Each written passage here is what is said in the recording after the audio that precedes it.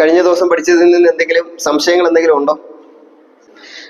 നമ്മള് യെശയ്യാ പ്രവചനമാണ് പഠിച്ചു തുടങ്ങിയത്. യെശയ്യാ പ്രവചനത്തിന്റെ മുഴുവനായിട്ട് എത്രയായിട്ട് യെശയ്യാ പ്രവചനത്തെ വിഭജിക്കാം? രണ്ടായിട്ട്. എന്താ യെശയ്യാ പ്രവചനത്തിൽ ഒന്നാമത്തെ ഭാഗത്ത് പറഞ്ഞിരിക്കുന്നത്? പാപിയായ ദാസനെ പറ്റിയാണ് പറഞ്ഞിരിക്കുന്നത്. പാപിയായ ദാസൻ. നിങ്ങൾക്ക് നോട്ട് തരും. നോട്ടിനകത്തില് ഓരോ അധ്യായത്തിനകത്തിലും എന്താ പറഞ്ഞിരിക്കുന്നതെന്ന് എഴുതിയിട്ടുണ്ട്. ഞാനത് വിവരിക്കുന്നില്ല. അപ്പൊ ഈ പാപിയായ ദാസൻ എന്ന് വിളിക്കുന്നത് പ്രധാനമായിട്ടും ദൈവത്തിന്റെ ജനത്തെ തന്നെയാണ് വിളിക്കുന്നത്. പാപിയായ ദാസന്മാരെ. അവർ ദൈവം എത്ര കാര്യങ്ങൾ അവരോട് അരുളി ചെയ്തോ, എന്തൊക്കെ കാര്യങ്ങൾ അവരോട് കൽപ്പിച്ചോ, അനുസരിക്കണമെന്ന് പറഞ്ഞോ, അതൊക്കെ അവർ അനുസരിക്കാതെ ഇരുന്നു ദൈവത്തെ കോപിപ്പിക്കുന്ന ഒരു സ്ഥിതിയുണ്ട്. അത് നിമിത്തം ദൈവം ന്യായം വിധിക്കുന്ന കാര്യമൊക്കെ 1 മുതൽ 39 വരെയുള്ള അധ്യായങ്ങളിൽ പറഞ്ഞിരിക്കുന്നത്. 40 മുതൽ 66 വരെയുള്ള അധ്യായങ്ങളിൽ പാപ പരിഹാരകനായ ദാസൻ. ഇത് ഓർമ്മയിൽ നിൽക്കാൻ വേണ്ടിയാ കേട്ടോ ഇങ്ങനെയൊക്കെ പറയുന്നത്. പാപിയായ ദാസൻ എന്നും പാപ പരിഹാരകനായ ദാസൻ എന്നും നിങ്ങളുടെ മനസ്സിൽ ഓർമ്മയിൽ നിൽക്കണം. അതിനുവേണ്ടി അങ്ങനെ ചെയ്തിരിക്കുന്നത്. അപ്പം യെശയ്യാ പ്രവചനത്തിലെ ആകത്തുക ഇത്രയും കാര്യമേ ഉള്ളൂ. ആദ്യത്തെ 39 അധ്യായങ്ങളിൽ ന്യായവിധിയെ പറ്റി, പാപം ചെയ്തത് നിമിത്തം ഉണ്ടാകുന്ന ന്യായവിധിയെ പറ്റി പറയുന്നു. 40 മുതൽ 66 വരെയുള്ള അധ്യായങ്ങളിൽ യേശുക്രിസ്തുവിനെ പറ്റി പറയുന്നു. പാപ പരിഹാരകനായ യേശുക്രിസ്തുവിനെ പറ്റി പറയുന്നു. യേശുക്രിസ്തു വന്നത്, കഷ്ടം അനുഭവിച്ചത്, അങ്ങനെയുള്ള കാര്യങ്ങളാണ് 40 മുതൽ 66 വരെയുള്ള അധ്യായങ്ങളിൽ പറയുന്നത്. യെശയ്യാ പ്രവചനത്തിൽ നിന്ന് ഓരോ അധ്യായത്തിനകത്തിലും എന്തൊക്കെയാ പറഞ്ഞിരിക്കുന്നതെന്ന് നോട്ട് ഇതായിട്ട് ചെയ്തിട്ടുണ്ട്, ഔട്ട്ലൈൻ ഉണ്ടാക്കിയിട്ടുണ്ട്. അപ്പൊ എല്ലാം ഇപ്പം പറയേണ്ട കാര്യമില്ല. അതുകൊണ്ട് അത്രയും കാര്യങ്ങൾ നോട്ടിനകത്തേ ഉണ്ട്. കഴിഞ്ഞ ദിവസം പറയാതിരുന്ന ഒരു കാര്യം പറയട്ടെ. ഈ പ്രവചനങ്ങൾ ആരാ നൽകുന്നത് എന്നുള്ളതാണ്. ഇതിൽ പ്രവാചകന്മാർക്ക് ഈ സന്ദേശങ്ങൾ ആരാ നൽകുന്നത്? യെശയ്യാ പ്രവചനത്തിലുള്ളതാ. ആരാ നൽകുന്നത്? ദൂതൻ, യഹോവയായ ദൈവം തന്നെയാണ്. 3 വാക്യം യെശയ്യാ പ്രവചനത്തിൽ നമുക്കത് വായിക്കാം. ഒന്നാമത് നമ്മൾ വായിക്കേണ്ടത് യെശയ്യാ പ്രവചനം 41:20.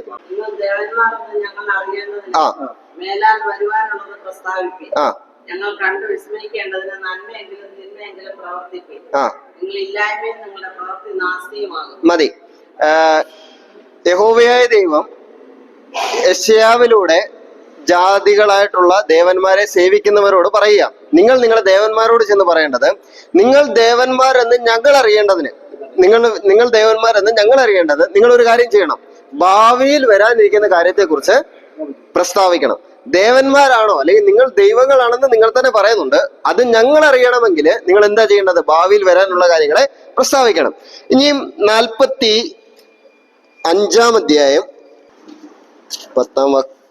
11-ാം വാക്യം. 45:11.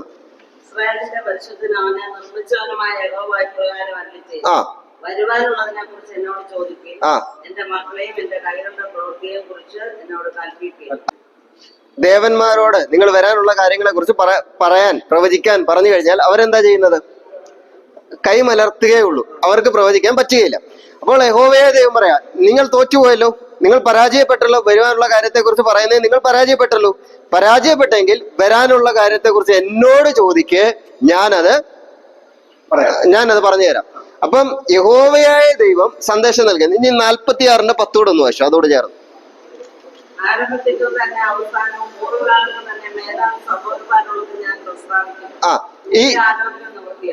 പ്രവചന പഠനവുമായിട്ട് ബന്ധപ്പെട്ട് നമുക്ക് ഒഴിച്ചുകൂടാൻ പറ്റാത്ത 3 വാക്യങ്ങളാണ്. ലോകത്തിലുള്ള ദേവന്മാരോട്, ലോകത്തിലുള്ള ഒരു വ്യക്തികളോട് വരാനുള്ള കാര്യത്തെ പറ്റി ചോദിച്ചു കഴിഞ്ഞാൽ അവരെന്ത് ചെയ്യും? കൈമലർത്തും. യഹോവയായ ദൈവം, ഇസ്രായേലിന്റെ പരിശുദ്ധനായ ദൈവം പറയാണ്, വരാനുള്ള കാര്യത്തെ പറ്റി നിങ്ങൾ എന്നോട് ചോദിച്ചു, ഞാൻ എന്ത് ചെയ്യാം? പറഞ്ഞുതരാം എന്ന് പറഞ്ഞു കഴിഞ്ഞാൽ അതിലൂടെ പ്രസ്താവിക്കുന്നു, ഞാൻ തന്നെയാണ് യഹോവ, ഞാൻ തന്നെയാണ് ദൈവം എന്നുള്ളത് ഭാവിയിൽ വരാനിരിക്കുന്ന കാര്യത്തെ പറ്റി ഞാൻ പറയുന്നത് നിമിത്തം നിങ്ങൾക്ക് എന്ത് ചെയ്യും? മനസ്സിലാക്കാൻ പറ്റും. 46-10 പറയുന്ന കാര്യം ഇതാണ്. അതെന്തുകൊണ്ട് അവനങ്ങനെ പറയാൻ പറ്റുന്നത്? യഹോവയായ ദൈവത്തിന് ഭാവിയിൽ വരാനുള്ള കാര്യത്തെ പറ്റി എന്തുകൊണ്ട് പറയാൻ സാധിക്കുന്നു എന്നുള്ളതാണ് 46-10 പറഞ്ഞിരിക്കുന്നത്. അവൻ ആരംഭത്തിൽ തന്നെ അവസാനവും അറിയുന്നവനാ. ഇത് യെശയ്യാവിലൂടെ അവരോട് അറിയിക്കുകയാണ് ചെയ്യുന്നത്. ഞാൻ ദൈവമാണ് എന്നുള്ളത് യെശയ്യാവിലൂടെ തെളിയിക്കുക. അപ്പം പ്രവാചകന്മാർക്ക് സന്ദേശം നൽകുന്നത് ആരംഭത്തിൽ തന്നെ അവസാനവും അറിയുന്ന യഹോവയായ ദൈവമാണ് അവർക്ക് സന്ദേശങ്ങൾ നൽകുന്നത്, ഭാവി കാലത്തെ കുറിച്ചുള്ള സന്ദേശങ്ങൾ നൽകുന്നത്. അത് പ്രവചനം ആര് നൽകുന്നു എന്നുള്ളതിന് മറുപടിയായിട്ടുണ്ട്. അപ്പം ഈ ലോകത്തിലുള്ള ദേവന്മാരായിട്ട് ആരെങ്കിലും പറയുന്നുണ്ട് ഞാൻ ദൈവമാണ് എന്ന് പറഞ്ഞു വരികയാണെങ്കിൽ അവരോട് പറയാൻ പറ്റുന്ന കാര്യം, അന്ന് യെശയ്യാവിന്റെ കാലത്ത് അനേക ദേവന്മാരുണ്ടായിരുന്നു. അവരോട് നിങ്ങൾ ചോദിക്കേണ്ട ചോദ്യം ഇതാണ്, നിങ്ങൾ വരുവാനുള്ള കാലത്തെ കുറിച്ച് പറയുവാണെങ്കിൽ ഞങ്ങൾ വിശ്വസിക്കാം, നീ ദൈവമാണെന്ന് ഞങ്ങൾ വിശ്വസിക്കാം. പക്ഷെ അവരോട് ചോദിച്ചു കഴിഞ്ഞാൽ അവർക്ക് പറയാനായിട്ട് പറ്റുകയില്ല. യഹോവയെ ദൈവം പറയാണ് അവർക്ക് പറ്റുകയില്ലല്ലോ, അവർ പരാജയപ്പെട്ടല്ലോ, നിങ്ങൾ അതുകൊണ്ട് എന്നോട് ചോദിച്ചിട്ട് ഞാൻ എന്ത് ചെയ്യാം, പറഞ്ഞു തരാം. അത് പറയാനുള്ള കാരണം എന്ന് പറയുന്നത് ഇതാണ്, അവൻ ആരംഭത്തിൽ തന്നെ അവസാനവും അറിയുന്നവനാണ്. എന്നിട്ട് ആ 46:10 അവസാനിക്കുന്നതോടൊന്ന് ശ്രദ്ധിച്ചു. 46:10 ആ എന്റെ ആലോചന നിവർത്തിയാകും, എന്റെ ആലോചന നിവർത്തിയാകും. യഹോവയെ ദൈവം പറയുന്ന കാര്യങ്ങളൊക്കെ അതെന്ത് ചെയ്യും, നിവർത്തിയാകും എന്നുള്ളതാണ് ഈ പ്രവചനങ്ങളുടെ ഒക്കെ ഒരു പ്രത്യേകത എന്നുള്ളത്. യെശയ്യാ പ്രവചനത്തിൽ നിന്ന് മറ്റെന്തെങ്കിലും സംശയങ്ങളായിട്ട് എന്തെങ്കിലും കാര്യങ്ങൾ ചോദിക്കാനായിട്ടുണ്ടോ? എനിക്ക് മറ്റെന്തെങ്കിലും, ഞാൻ പ്രധാനപ്പെട്ട ഇത്രയും കാര്യങ്ങളെ ഔട്ട്ലൈൻ ഞാൻ നേരത്തെ പറഞ്ഞ പോലെ കൃത്യമായിട്ട് വേദപുസ്തകത്തിൽ പറഞ്ഞിട്ടില്ല. യെശയ്യാവിന്റെ മരണം എങ്ങനെയായിരുന്നു എന്ന് വേദപുസ്തകത്തിൽ പറഞ്ഞിട്ടില്ല. ചരിത്രകാരന്മാർ ചരിത്ര ഗ്രന്ഥത്തിൽ നിന്ന് അദ്ദേഹത്തെ 2 മുറിച്ചു കളഞ്ഞു എന്നുള്ളതാണ് ചരിത്രകാരന്മാർ പറയുന്നത്. തന്റെ ശത്രുക്കളായിട്ടുള്ളവർ മുറിച്ചു കളഞ്ഞതായിട്ടാണ് യെശയ്യാവിന്റെ, കൃത്യമായിട്ട് പറഞ്ഞിട്ടില്ല. കൃത്യമായിട്ട് ഞാൻ പറഞ്ഞില്ലേ, ചരിത്രകാരന്മാര് അവരിങ്ങനെ രേഖപ്പെടുത്തുന്നുള്ളൂ, തന്നെ 2 മുറിച്ചു കൊന്നു കളഞ്ഞു എന്നുള്ളത്. ഞാന് കുറെ രാജാക്കന്മാരുണ്ട്. ആ യെശയ്യാ പ്രവചനം 1-ാം അധ്യായത്തിൽ യെശയ്യാവ് 1-ാം അധ്യായം 1-ാം വാക്യത്തിൽ ആരുടെയൊക്കെ കാലഘട്ടത്തിലാണ് യെശയ്യാവ് പ്രവചിച്ചതെന്ന് പറയുന്നുണ്ട്. 3-ലധികം രാജാക്കന്മാർ, അധികം രാജാക്കന്മാരുടെ കാലഘട്ടം ഏകദേശം മുറിച്ചു കൊന്നു. ഞാനൊരു പുസ്തകത്തിൽ വായിച്ചതാണ്, അതുകൊണ്ട് ഞാൻ കൃത്യമായിട്ട് എനിക്ക് പറയാൻ പറ്റാത്തത് എങ്ങനെയാണ്. ഓക്കെ, അടുത്ത യെരമ്യാ പ്രവാചകൻ. യെരമ്യാ പ്രവചനത്തെ ഇതുപോലെ നമുക്ക് 2ആയിട്ട് വേർതിരിക്കാം. യെശയ്യാ പ്രവചനത്തെ 2ആയിട്ട് വിഭജിച്ചതുപോലെ യെരമ്യാ പ്രവചനത്തെയും 2ആയിട്ട് വിഭജിച്ച് പഠിക്കാനായിട്ട് പറ്റും.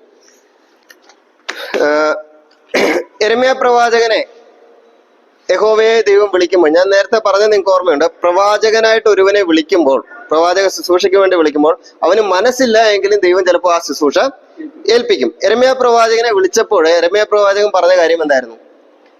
അയ്യോ യഹോവേ ഞാനൊരു ബാലൻ. യെരമ്യാ പ്രവചനം 1-ാം അധ്യായം 4-ാം വാക്യം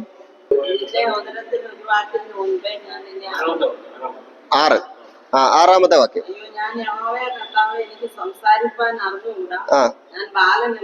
ഞാൻ യഹോവയെ ദൈവം യെരമ്യാവിനെ വിളിക്കുമ്പോൾ യെരമ്യാവ് പറയുന്നത് എന്താണ്? ഞാൻ ബാലനല്ലോ, എനിക്കത് സംസാരിക്കാനായിട്ട് അറിയില്ല. പക്ഷെ യഹോവയെ ദൈവം അവനെ എന്ന് മുതലേ തിരഞ്ഞെടുത്തു? 4-ാം വാക്യത്തിൽ പറയുന്നുണ്ട്, അമ്മയുടെ ഉദരത്തിൽ ഉരുവാകുന്നതിന് മുമ്പേ ഇസ്രായേലിന്റെ പ്രവാചകനായി നിന്നെ തിരഞ്ഞെടുത്തു എന്ന് പറഞ്ഞു. ശരിക്കും യെരമ്യാവിന്റെ പിതാവ് ആരായിരുന്നു? പുരോഹിതനായിരുന്നു. 1 മുതലുള്ള വാക്യങ്ങൾ നിങ്ങൾ വായിക്കുമ്പോൾ മനസ്സിലാക്കാൻ പറ്റും. യെരമ്യാവിന്റെ പിതാവ് പുരോഹിതനായിരുന്നു. അപ്പം പുരോഹിതനായിട്ടുള്ള ഒരു പിതാവിന്റെ മക്കളും ആരാകണം? ശരിക്കും പുരോഹിതനാകണം. അങ്ങനെ ആ രീതി അനുസരിച്ച് അഹരോന്റെ ഗ്രഹത്തിൽ വരുന്നവരെ പുരോഹിതനാണ് പിതാവെങ്കിൽ മക്കളും പുരോഹിതന്മാരാണ്. പക്ഷെ യെരമ്യാവിന്റെ പിതാവ് പുരോഹിതനാണ്. അപ്പം തീർച്ചയായിട്ടും അവൻ ആരാകേണ്ടതാണ്? പുരോഹിതനാണ്. പക്ഷെ യഹോവയായ ദൈവത്തിന് അവനെ പറ്റിയുള്ള പദ്ധതി എന്ന് മുതലേ തുടങ്ങി. അവന്റെ അമ്മയുടെ ഉദരത്തിൽ ഉരുവാകുന്നതിന് മുമ്പേ യഹോവയായ ദൈവം അവനെ ആരായിട്ട് വേർതിരിച്ചു? പ്രവാചകനായിട്ട് വേർതിരിച്ചു. അപ്പം വേർതിരിച്ചപ്പോൾ ഇദ്ദേഹത്തിന് എന്തില്ല? ഒരു മനസ്സില്ല. അദ്ദേഹം പറയാണ് എനിക്ക് ബാലനാണ്, എനിക്ക് സംസാരിക്കാനായിട്ട് കഴിവില്ല, അറിയുകയില്ല എന്ന് പറഞ്ഞു. യഹോവയായ ദൈവം പറഞ്ഞു, നിന്നെ ഞാൻ അന്നേ വേർതിരിച്ചിരിക്കുന്നത് കൊണ്ട് നീ ആരായേ പറ്റുകയുള്ളൂ? പ്രവാചകനായേ പറ്റുകയുള്ളൂ. ആ ശുശ്രൂഷ നിന്നെ ഏൽപ്പിക്കുന്നു. ശുശ്രൂഷ ഏൽപ്പിക്കുന്നു എന്ന് പറഞ്ഞത് മാത്രമല്ല, യെരമ്യാവിന് കൊടുത്ത ശുശ്രൂഷയുടെ പ്രത്യേകത അടുത്ത വാക്യം കൊണ്ടൊന്ന് വായിച്ചേ ബ്രദറെ. 7, 8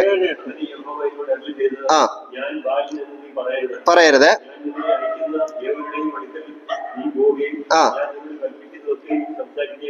നീ ബാലനാണെന്ന് പറയരുതേ, എന്നോട് പറയരുതേ. ഞാൻ നിന്നെ എവിടെയോട്ടൊക്കെ അയക്കുന്നു അവിടെയോട്ടൊക്കെ നീ പോകണം. എന്നിട്ട് അടുത്ത അവന്റെ യെരമ്യാവിന്റെ ശുശ്രൂഷയുടെ ഒരു പ്രത്യേകതയാണ് പറയുന്നത്. നീ അവരെ ഭയപ്പെടരുത്. അടുത്ത വാക്യം 9.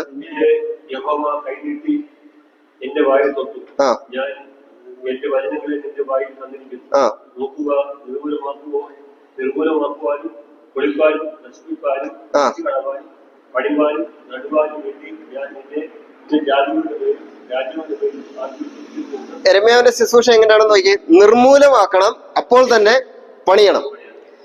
നശിപ്പിക്കണം, അപ്പോൾ തന്നെ നടണം. അങ്ങനെ പറഞ്ഞേ. നിർമൂലമാക്കണം, അപ്പോൾ തന്നെ എന്ത് ചെയ്യണം? നിർമൂലമാക്കണം, അന്നേരം തന്നെ പണിയണം. നശിപ്പിക്കണം, അന്നേരം തന്നെ ഇവൻ എന്ത് ചെയ്യണം? നടണം. ശുശ്രൂഷയുടെ പ്രത്യേകത നോക്കി.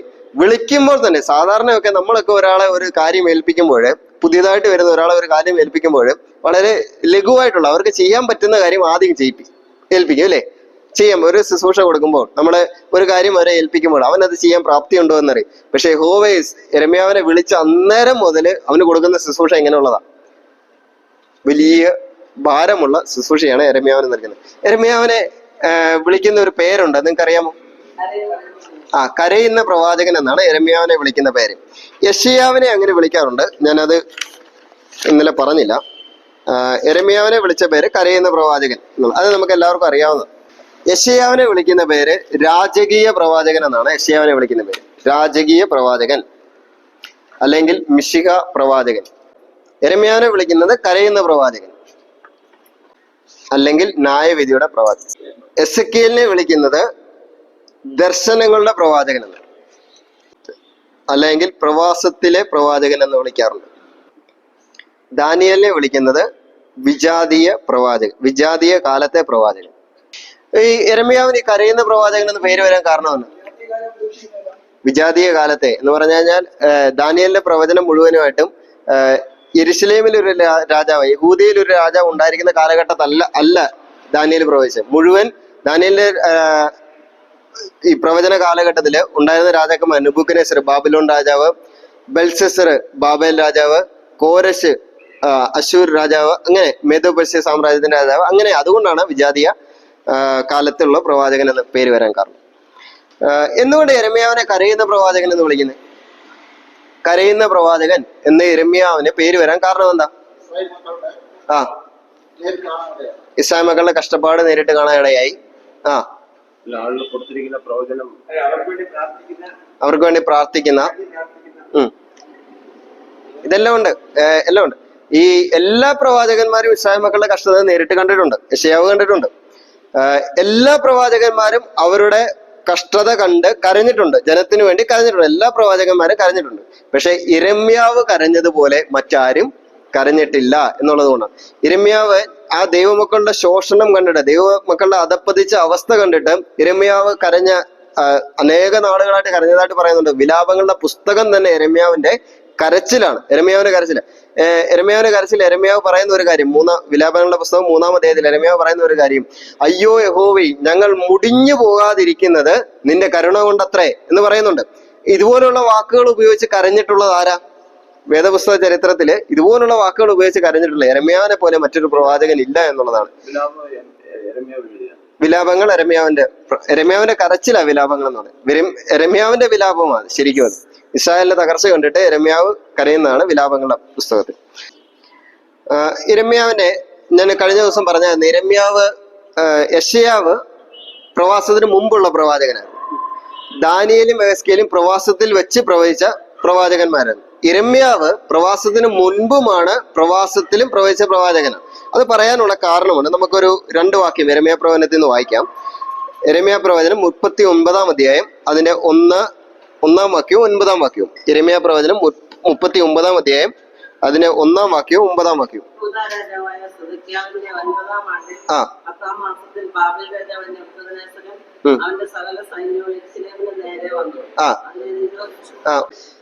യഹൂദ രാജാവ് സെദക്യാവ് എന്ന് പറഞ്ഞ ഒരു യഹൂദ രാജാവ് ഉണ്ടായിരുന്നു. ആ രാജാവിന്റെ കാലത്ത് ബാബേൽ രാജാവായ നെബൂഖദ്നേസർ വന്ന് യെരുശലേമിനെ നിരോധിച്ചു എന്നുള്ളതാണ് പറഞ്ഞിരിക്കുന്നത്. യെരുശലേമിനെ നിരോധിച്ചു എന്ന് പറഞ്ഞ അർത്ഥം എന്താ? പഴയ കാലത്തെ പട്ടണങ്ങളെല്ലാം, രാജ്യങ്ങളെല്ലാം മതിലുകളാൽ ചുറ്റപ്പെട്ടതാണ്. യെരുശലേമും മതിലുകളാൽ ചുറ്റപ്പെട്ടതാണ്. യെരുശലേമിന്റെ 12 വാതിലുകൾ നെഹമ്യാവ് പണിതൊക്കെ 3-ാം അധ്യായം മുതൽ പറയുന്നുണ്ട്. ഈ മതിലുകളാൽ ചുറ്റപ്പെട്ടുണ്ട്. ഇതിന് ചുറ്റും മതിലാണെന്നിരിക്കട്ടെ, ചുറ്റുമതിൽ. ഇതിന് വാതിലുണ്ട്, 12 വാതിലുകളുണ്ട്. യെരുശലേമിന് 12 വാതിലുകൾ. അപ്പം നിരോധിച്ചു എന്ന് പറഞ്ഞ അർത്ഥം ഇതിന് ചുറ്റും വന്ന് ബാബേൽ രാജാവ് സൈന്യവും വന്ന് ചുറ്റും അങ്ങ് വളഞ്ഞു.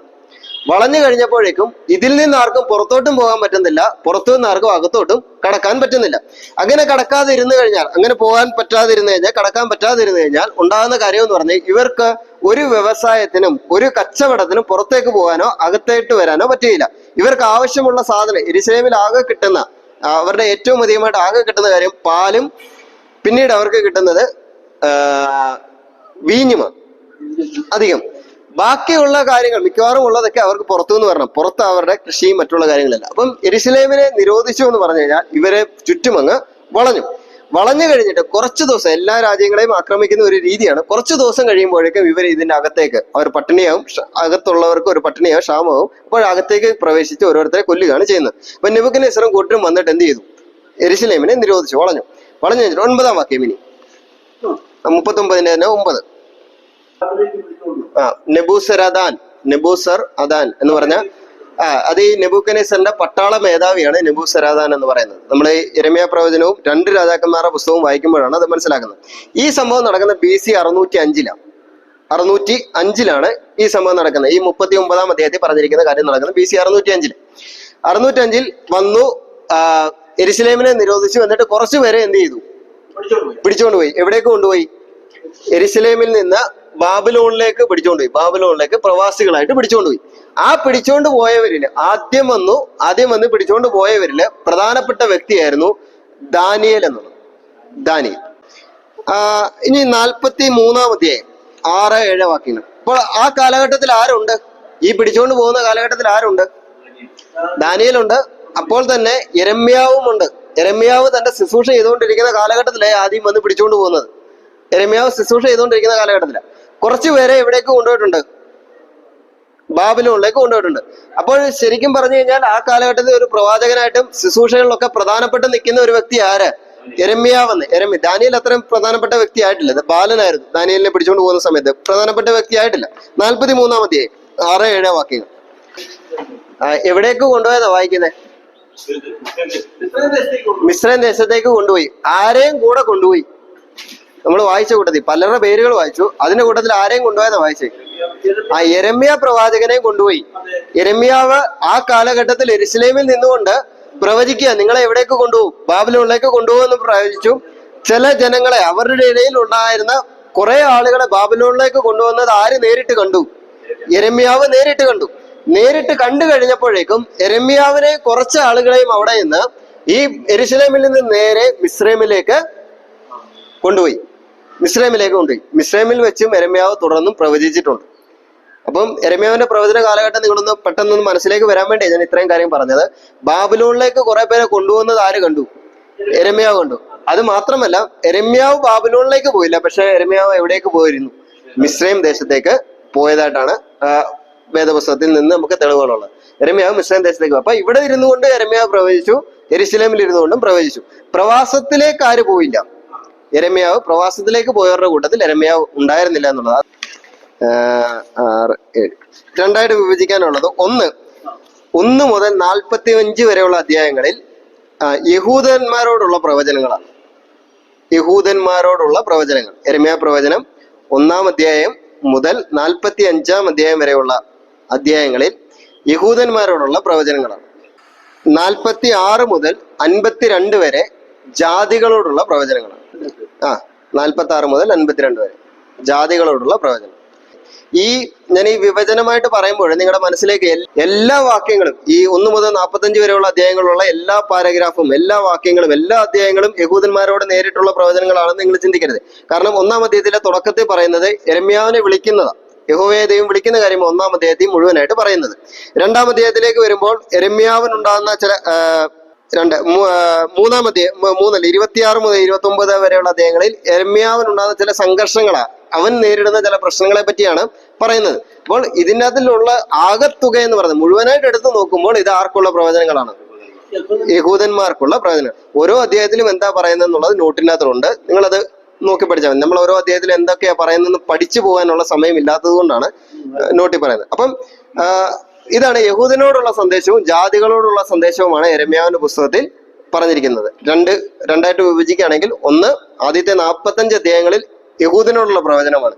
യഹൂദനോടുള്ള പ്രവചനത്തിൽ പ്രധാനപ്പെട്ട കാര്യം എന്താണ്? യഹൂദനോട് പറയുന്ന പ്രധാനപ്പെട്ട കാര്യം എന്താണ്? നിങ്ങൾ ദൈവത്തിന്റെ കൽപ്പനകളെ അനുസരിച്ചില്ല എങ്കിൽ ബാബേലിൽ നിന്നൊരു രാജാവ് വരികയും നിങ്ങളെ അവർ അടിമകളാക്കി കൊണ്ടുപോവുകയും ചെയ്യുമെന്ന് യെരമ്യാ പ്രവാചകൻ പല ആവർത്തി ദൈവത്തിന്റെ ജനത്തോട് പറഞ്ഞു. ദൈവത്തിന്റെ കൽപ്പനകളെ നിങ്ങൾ അനുസരിക്കണം, ദൈവത്തെ നിങ്ങൾ മറന്നു കളയരുതേ, ജാതീയ വിഗ്രഹങ്ങളെ നിങ്ങൾ സേവിക്കരുതേ, ഇങ്ങനെയുള്ള കാര്യങ്ങൾ യെരമ്യാ പ്രവാചകൻ പല ആവർത്തി തന്റെ ജനത്തോട് പറഞ്ഞു. യെരമ്യാ പ്രവാചകന്റെ ശുശ്രൂഷ ഏകദേശം 53 വർഷത്തെ ശുശ്രൂഷയുണ്ട് യെരമ്യാ പ്രവാചകൻ.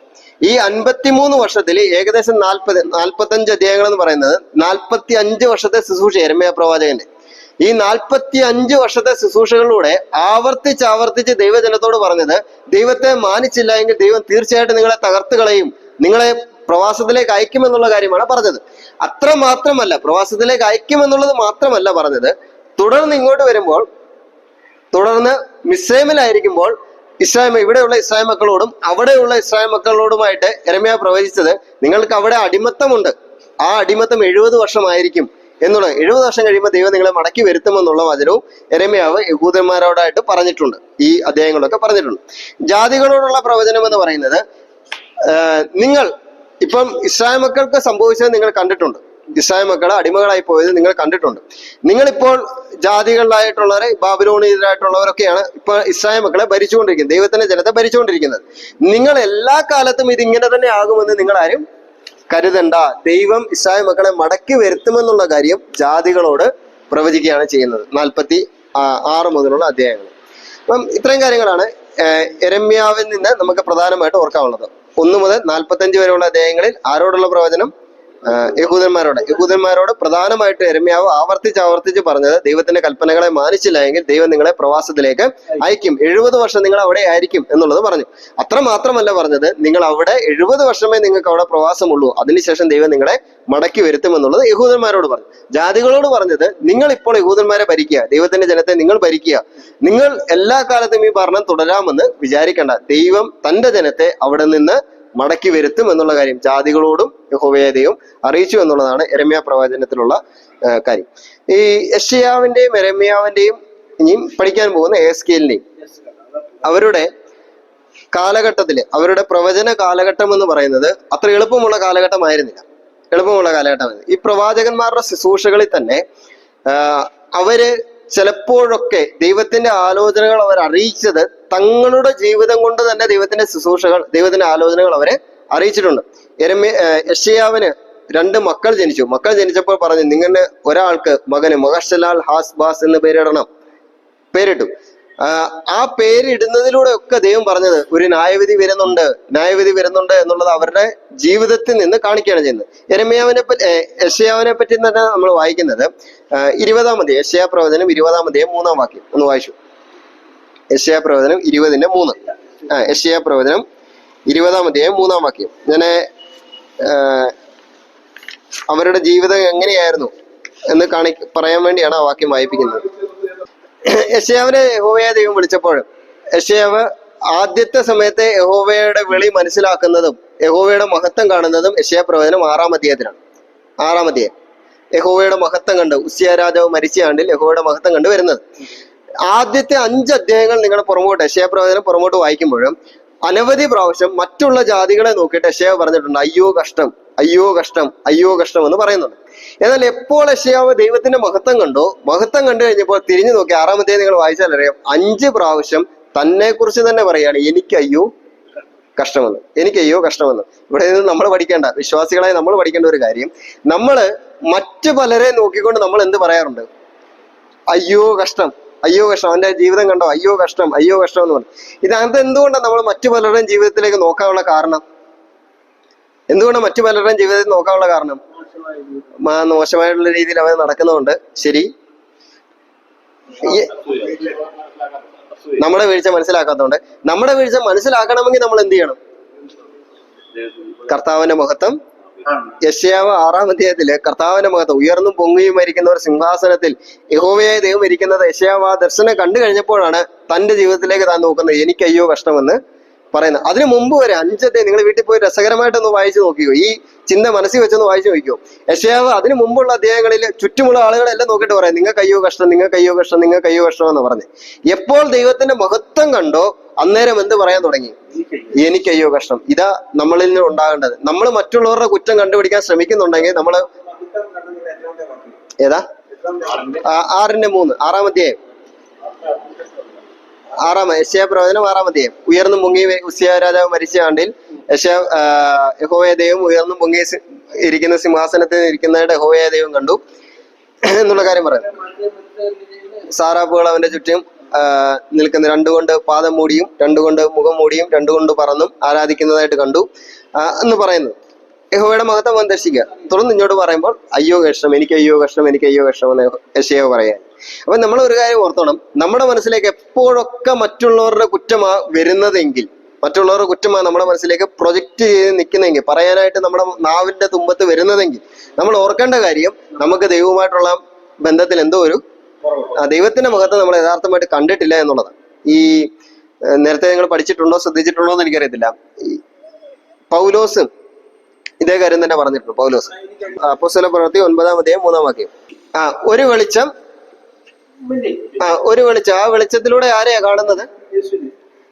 കർത്താവിനെ കാണുന്നു. ഒരു വെളിച്ചം. 22-ാം അധ്യായം 6-ാം വാക്യം. കുറച്ചു കാലം കൂടെ കഴിഞ്ഞു, പൗലോസിന്റെ ജീവിതം കുറച്ചുകൂടെ പോയി, 2-3 മിഷണറി യാത്രയൊക്കെ നടത്തി കഴിഞ്ഞിട്ട് 22-ാം അധ്യായം 6-ാം വാക്യത്തിലേക്ക് വരുമ്പോൾ പൗലോസ് ഈ കാര്യം വീണ്ടും പ്രസ്താവിക്കുക. ഇതേ സന്ദർഭം തന്നെ രക്ഷിക്കപ്പെട്ട ഒന്ന് ശ്രദ്ധിച്ചു, രക്ഷിക്കപ്പെട്ട ഇതേ സന്ദർഭത്തെ തന്നെ പൗലോസ് പ്രസംഗിക്കുക ചെയ്യുന്നത്. ഇതേ കാര്യത്തെ പറ്റി തന്നെ സാക്ഷ്യം പറയുകയും ചെയ്യുന്നു. സാക്ഷ്യം പറയുമ്പോൾ കുറെ വർഷങ്ങൾ കഴിഞ്ഞു, മുമ്പ് നടന്ന അതേ കാര്യം തന്നെ, രക്ഷിക്കപ്പെട്ട കാലത്തെ പറ്റി തന്നെ സാക്ഷ്യം പറയുമ്പോൾ 22-6 പറയുന്നത് എന്താന്ന് നോക്കിയേ. മുമ്പേ വായിച്ച വാക്യവും ഈ വാക്യവും തമ്മിൽ എന്തെങ്കിലും വ്യത്യാസമുണ്ടോ? അവിടെ ഒരു വെളിച്ചം, ഇവിടെ വലിയ വെളിച്ചം. ഒരു വെളിച്ചം എന്ന് മാറി അത് വലിയ വെളിച്ചമായി. 26-ാം അധ്യായത്തില് വീണ്ടും അഗ്രിപ്പ രാജാവിന്റെ മുമ്പേ നിൽക്കുമ്പോൾ പൗലോസ് ഇതേ കാര്യം തന്നെ പറയുന്നുണ്ട്. 26-13 ആ വെളിച്ചത്തിന് വീണ്ടും പ്രത്യേകത വന്നു. എന്താ വന്നത്? ഒരു 4 അധ്യായങ്ങൾ കഴിഞ്ഞു. 4 അധ്യായം കഴിഞ്ഞ കുറച്ച് നാളുകൂടെ കഴിഞ്ഞപ്പോഴേക്കും ആ വെളിച്ചത്തിന്റെ പ്രത്യേകത നട്ടുച്ചയ്ക്ക് സൂര്യന്റെ വെളിച്ചത്തെ കവിയുന്ന വെളിച്ചമായി. അപ്പോൾ കുറച്ച് നാളുകൂടെ കർത്താവിനോടുള്ള ബന്ധം വന്നു കഴിഞ്ഞപ്പോഴേക്കും പൗലോസിന്റെ ചിന്താഗതി മാറിയുണ്ടോ. ഒരു വെളിച്ചം എന്നുള്ളത് മാറിയിട്ട് വലിയ വെളിച്ചമായി. പിന്നെ സൂര്യന്റെ വെളിച്ചത്തെ കവിയുന്ന വെളിച്ചമായി. സൂര്യന്റെ വെളിച്ചത്തെ കവിയുന്ന വെളിച്ചം. ഈ ഒരു വെളിച്ചം എന്നുള്ളത് ആ പൗലോസിന്റെ മനസ്സിൽ ഉണ്ടായിരുന്ന സമയത്ത് ഈ ഗലാത്യ ലേഖനം 1-ാം അധ്യായം 1-ാം വാക്യം നിങ്ങളൊന്ന് വായിച്ചു. AD 48-ലാണ് എഴുതുന്നത്. പൗലോസ് കണ്ട വെളിച്ചം ഒരു വെളിച്ചമായിട്ട് പൗലോസിന്റെ മനസ്സിൽ ഇരിക്കുക. അന്നേരം പൗലോസ് പറയുന്ന കാര്യമാണ് ഗലാത്യ ലേഖനം 1-ാം അധ്യായം. പൗലോസ് പറയുക, ഞാൻ അപ്പോസ്തലൻ എന്ന് പറയുന്നത് മാത്രമല്ല, പറയുമ്പോൾ ആദ്യം പറയുന്നത് ഞാൻ മനുഷ്യരിൽ നിന്നല്ല അപ്പോസ്തലനായത്. മനുഷ്യരിൽ നിന്നല്ല അപ്പോസ്തലനായത്. ആർക്കിട്ട് കൊട്ടിയതാ? മനുഷ്യരിൽ നിന്ന് അപ്പോസ്തലനായ ഒരാളുണ്ട്. പത്രോസ് ചീട്ടിട്ട് ഒരാളെ യൂദ പോയ സ്ഥാനത്തേക്ക് എടുത്തിട്ടുണ്ട്. അപ്പം മനുഷ്യരിൽ നിന്നല്ല എന്ന് പറയുമ്പോൾ ആ പുള്ളിക്കിട്ടൊരു കൊട്ട മത്യാസ് കേൾക്കുന്നുണ്ടെങ്കിൽ ഓർത്തോണം. മത്യാസ് ഞാൻ ആരല്ല, നിന്നെ ആക്കിയതുപോലെ ആക്കിയ ഒരു വ്യക്തിയല്ല ഞാൻ. നീ മനുഷ്യരാലും അല്ല എന്ന് പറയുമ്പോൾ അടുത്ത വേറൊരാക്കിട്ട് കൊട്ടുക. ദൈവത്തിനല്ല, ആക്കി വെച്ചതാരാ? അല്ല, പത്രോസ് ചീട്ട് പറഞ്ഞു മനസ്സിലായോ? മനുഷ്യരിൽ നിന്ന് അപ്പോസ്തലനായ ഒരാൾ അവിടെ ഉണ്ട്. ആരാ ഉണ്ടായത്? ദൈവത്തിന്റെ പദ്ധതിയൊക്കെ അതിന്റെ പിന്നിലുണ്ട്. ദൈവം പറഞ്ഞിട്ട് ചീട്ടിട്ടൊക്കെയാണ് ചെയ്തതെങ്കിലും പൗലോസ് അത് എഴുതിയപ്പോൾ മത്യാസ് ഉണ്ട്. മത്യാസിനോട് പറയാം, മനുഷ്യരിൽ നിന്ന് അപ്പോസ്തലനായവനല്ല ഞാൻ. പത്രോസ് ഇത് കേട്ടോണ്ടിരിക്കുകയാണെങ്കിൽ പറയാം, മനുഷ്യരാൽ അപ്പോസ്തലനായവനല്ല ഞാൻ എന്ന് പറഞ്ഞു കഴിഞ്ഞാൽ പത്രോസ് നീ ഒരുത്തനെ അപ്പോസ്തലനാക്കി വെച്ചിട്ടുണ്ട്. അങ്ങനെയും അപ്പോസ്തലനായവനല്ല ഞാൻ. മത്യാസ് നീ അപ്പോസ്തലനായ പോലല്ല ഞാനായിരിക്കുന്നത്. പത്രോസ് നീയും അല്ല എന്നെ അപ്പോസ്തലനാക്കിയിരിക്കുന്നത്. ആരിൽ നിന്നാണ് ഞാൻ അപ്പോസ്തലനായത്? അന്നേരം പൗലോസിന്റെ മനസ്സിലുള്ളത് ഒരു വെളിച്ചം എന്നുള്ളതാ. കർത്താവിനെ കണ്ടത്, കർത്താവിന്റെ മുഖത്ത് ഒരു വെളിച്ചം എന്നുള്ള ചിന്തയെ. അപ്പൊ ഞാൻ ആരൊക്കെയോ ആണെന്നുള്ള ചിന്ത. ഇനിയും കുറച്ചു നാളോട് കഴിഞ്ഞ് AD 55, 56 കാലഘട്ടങ്ങളിൽ എഴുതിയാണ് 1 കൊരിന്ത്യർ 5-ാം അധ്യായം 5-ാം അധ്യായം 15-ാം അധ്യായം 9 ആണെന്ന് തോന്നുന്നു. വായിച്ച് ഞാൻ അപ്പോസ്തലന്മാരിൽ മുമ്പേ പറഞ്ഞത് എങ്ങനെയായിരുന്നു? മുമ്പേ ഗലാത്യ ലേഖനത്തിൽ പറഞ്ഞ എങ്ങനെയായിരുന്നു? ഞാൻ ചെറിയ പുള്ളിയൊന്നും അല്ല. ഇപ്പൊ അപ്പോസ്തലന്മാരിൽ ഏറ്റവും ചെറിയവനെന്ന് പറഞ്ഞപ്പോ ഇപ്പൊ ആരായി?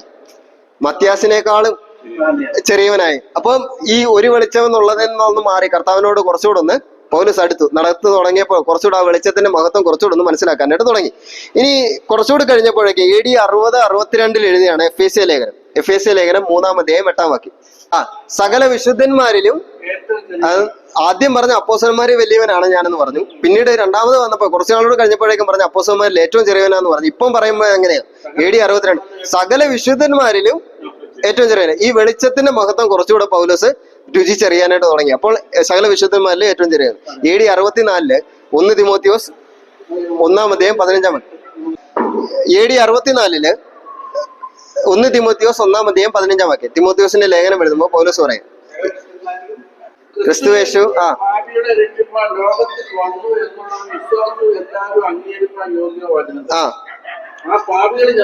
ആ പാപികളിൽ നിങ്ങളൊന്ന് ആലോചിക്കുക പൗലോസിന്റെ മനോഭാവം മാറിയത്.